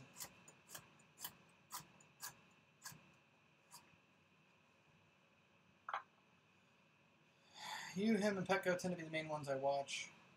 I want to make better enclosures. Well, I think you're watching the right people. Not saying, not necessarily being like, I make great enclosures. But like Petco and Tom, they definitely do. They make great enclosures. And I got a lot of my information from Tom. So... And I think that's another reason why I tend to like not go for purely educational videos, because if I did so, I feel like I would almost be plagiarizing Tom. Because I mean that's where I got my information from. So if I then try to make a video about that, why would I when I can just be like, hey, do you know who has great information about that species? Tom. So I that's another reason why I don't try to do like purely education. But if I want to include some information about a species or talk about a species, and I use some of the information that I've learned from Tom and from others, but then I do something original on top of that and kind of provide it maybe in a different, unique way, so that maybe other people who learn things differently, maybe it's easier for people to remember it if it's included in a funny part of a video, or you know what I mean. Then I feel like I can do that. That's fine. But just given the same species information that somebody else can get somewhere else, specifically from another YouTuber, I don't know if that's, it's not my jam. So, what's funny is that this has turned into such a video about, a stream about the tarantula, about my tarantula YouTube channel, and not many people are going to see it from my tarantula YouTube channel. But I didn't want to stream this on that channel because it's not tarantula related. I mean, that's why I have this second channel, is to do weird, different stuff. But I guess this has become more of a tarantula video than I thought it would be.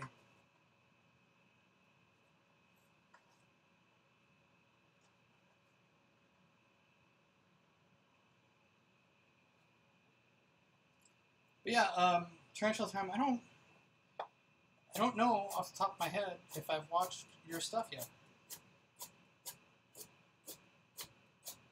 I apologize that I don't know that. I don't know how new your channel is.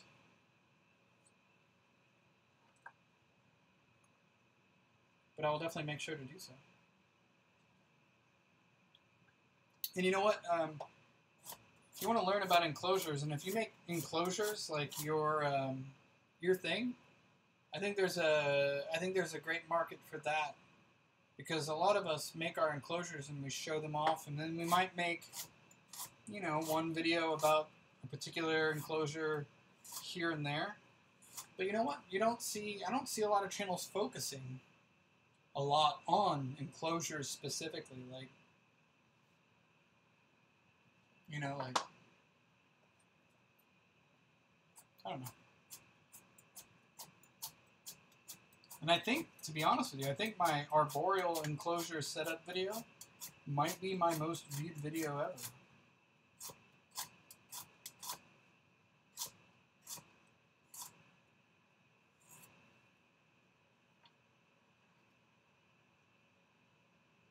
Oh, okay. Week and a half. Okay, then I feel a little bit better about not having watched your stuff. So it's another thing that gets hard is that, like, I admin the Tarantula YouTube channel Facebook group. I'm one of the group of, not admin, sorry, moderate. We always got so many people joining that I don't keep track of how many channels, and I probably honestly don't watch enough videos of other people, but I'm expected to. So that,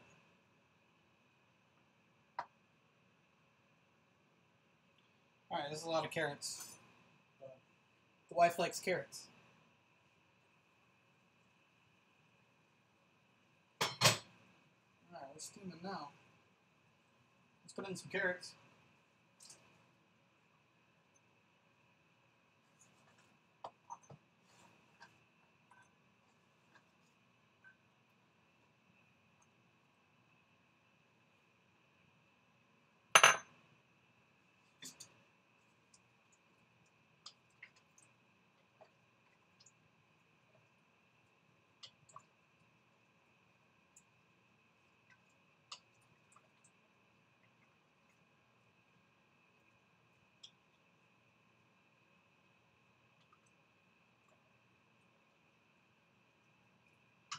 Alright, now what I'm going to do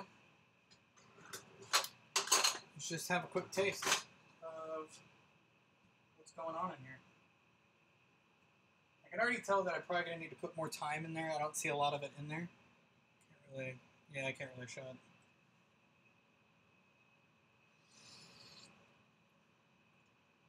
It's chickeny. It's probably a good start, right? But I do think it could use more thyme and more, actually a little bit more white wine.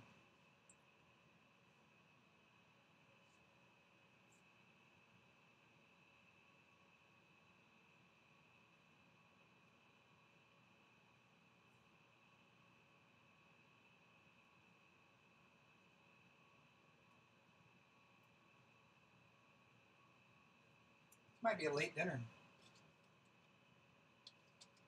Should have started this earlier. Maybe I shouldn't have been talking so much. Have you ever been bitten? I have not.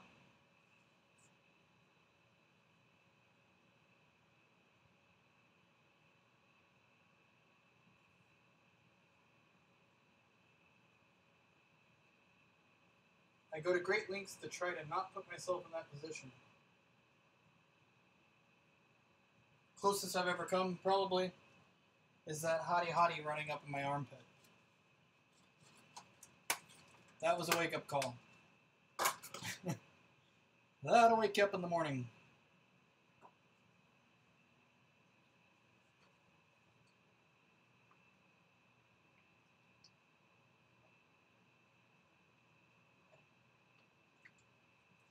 Alright, so it's tasting chickeny. It's tasting a little. Definitely, it's got that fat content from the chicken thighs.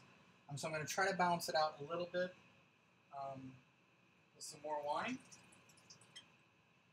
And I might even add some sugar, a little bit.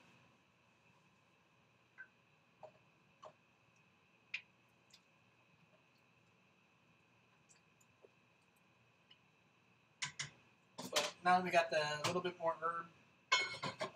We got those carrots in there. Drop the carrot.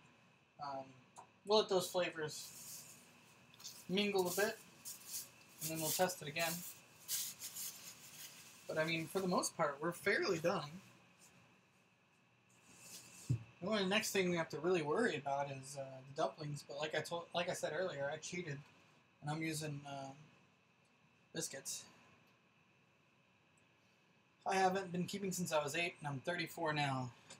There you go. Daniel's the expert. Jeez, that's a long time. But it goes to show you that getting bit isn't necessarily a inevitability.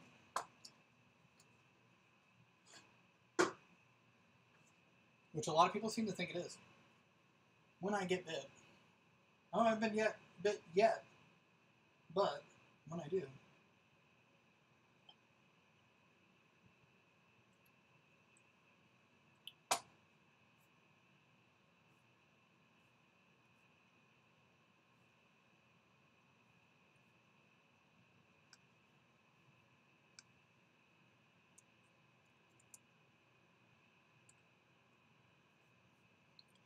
Just gonna tag some stuff here.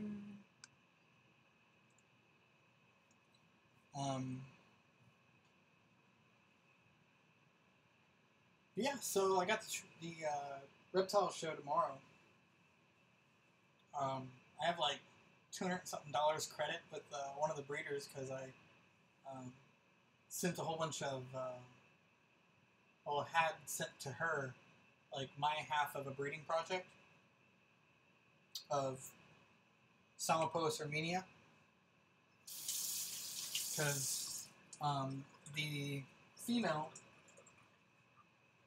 male that I sent off, they mated, and then the female dropped a clutch, and it wasn't a great one, but it was her first ever, and I think not many survived initially, and I think like there was only like 30 that survived out of the initial like couple hundred, or not even a couple hundred, like 100 and something. Only like 30 of them made it to eggs with legs, and then like another group of them died, and so it was like 20 made it to like first instar,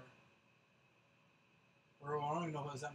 Anyway, so of the first batch, I think I only personally got like 10, that's it, out of a whole clutch. But it was the female's first clutch, and that can happen. Well, like 2 months later, the guy that I had sent the Armenia off to replied to me and said that she dropped another egg sac, and so she had double clutched. And again, it wasn't like super successful, but it ended up with a lot more. And instead of having him send them to me personally, I talked to this breeder. I was like, "Hey, you want to sell these? You want these? I'll have them sent straight to you. I'll just take credit. Just give me, a good deal, and I'll use them as credit to buy some other stuff from you later on." So I get some stuff tomorrow. We'll see what she has. I think she had gotten. We'll see. Man, I don't even remember what it was. Good story, Mike. What the fuck was it?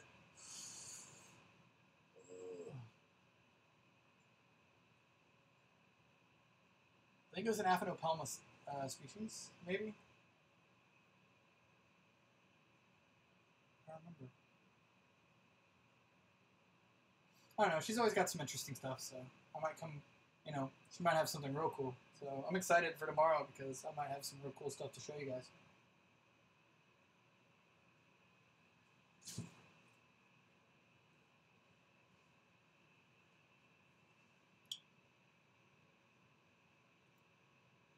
Remember me? What do you mean, remember you?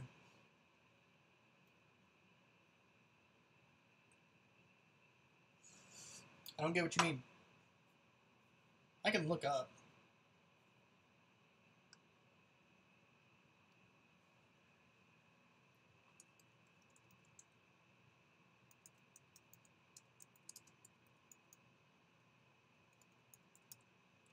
Let's just do that. Let me look up and see.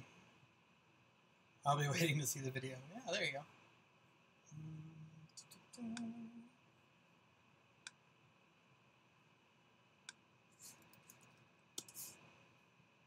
Well, I was gonna buy.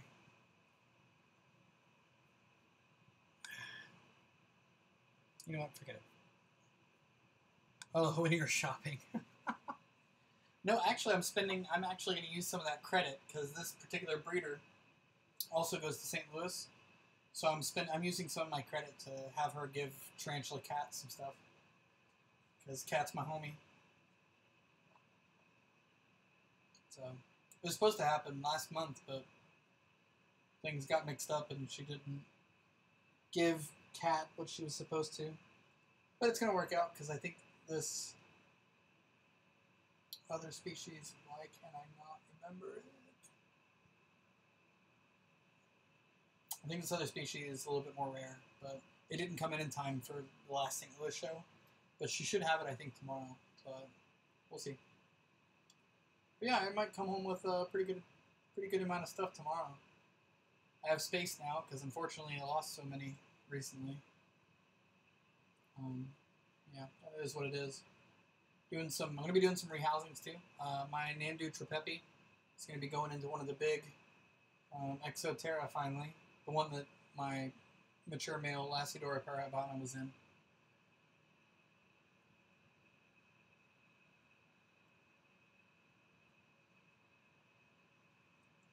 So that'll free up one of the smaller the breeder boxes.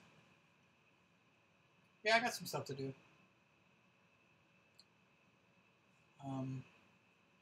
Talked to some guy, messaged me on my Facebook, asking about starter species and arboreals, and he's in the area.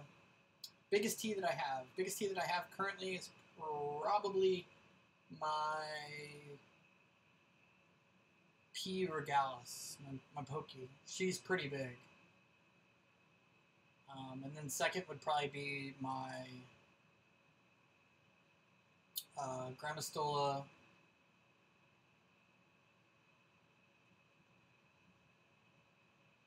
brain fart.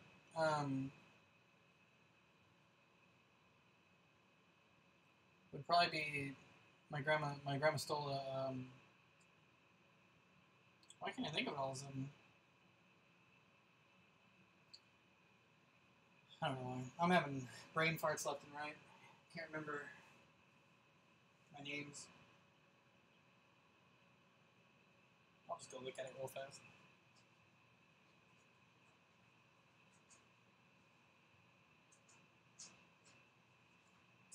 Ah, jeez, I'm an idiot. Grammostola pulchripes. She's pretty big too. She's due for a molt too, so hopefully after she molts she'll be out more often and I can get more footage of her.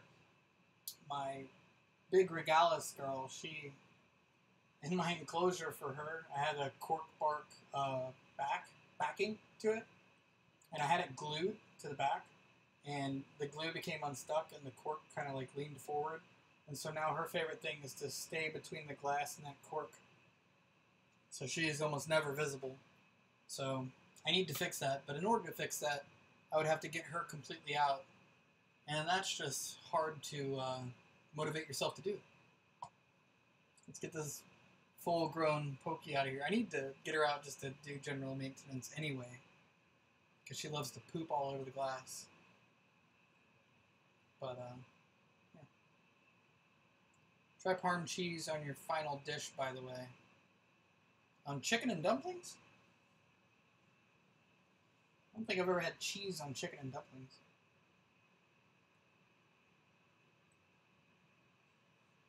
The rosé is about to molt.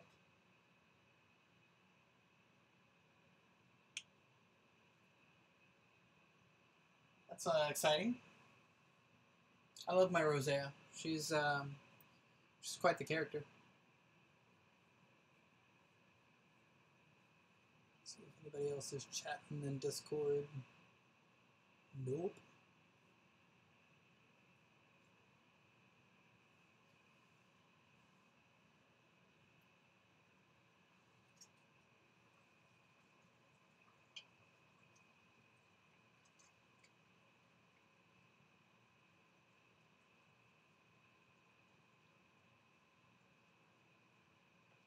Everything's cooking up nicely.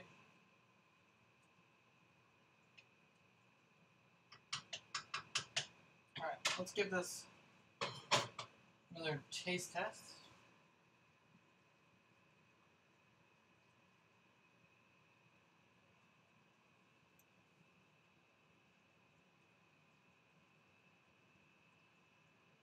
Try not to burn our mouth off here.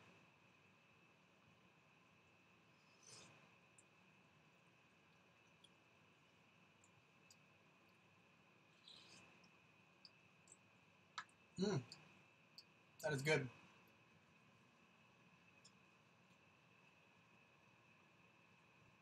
That's real good.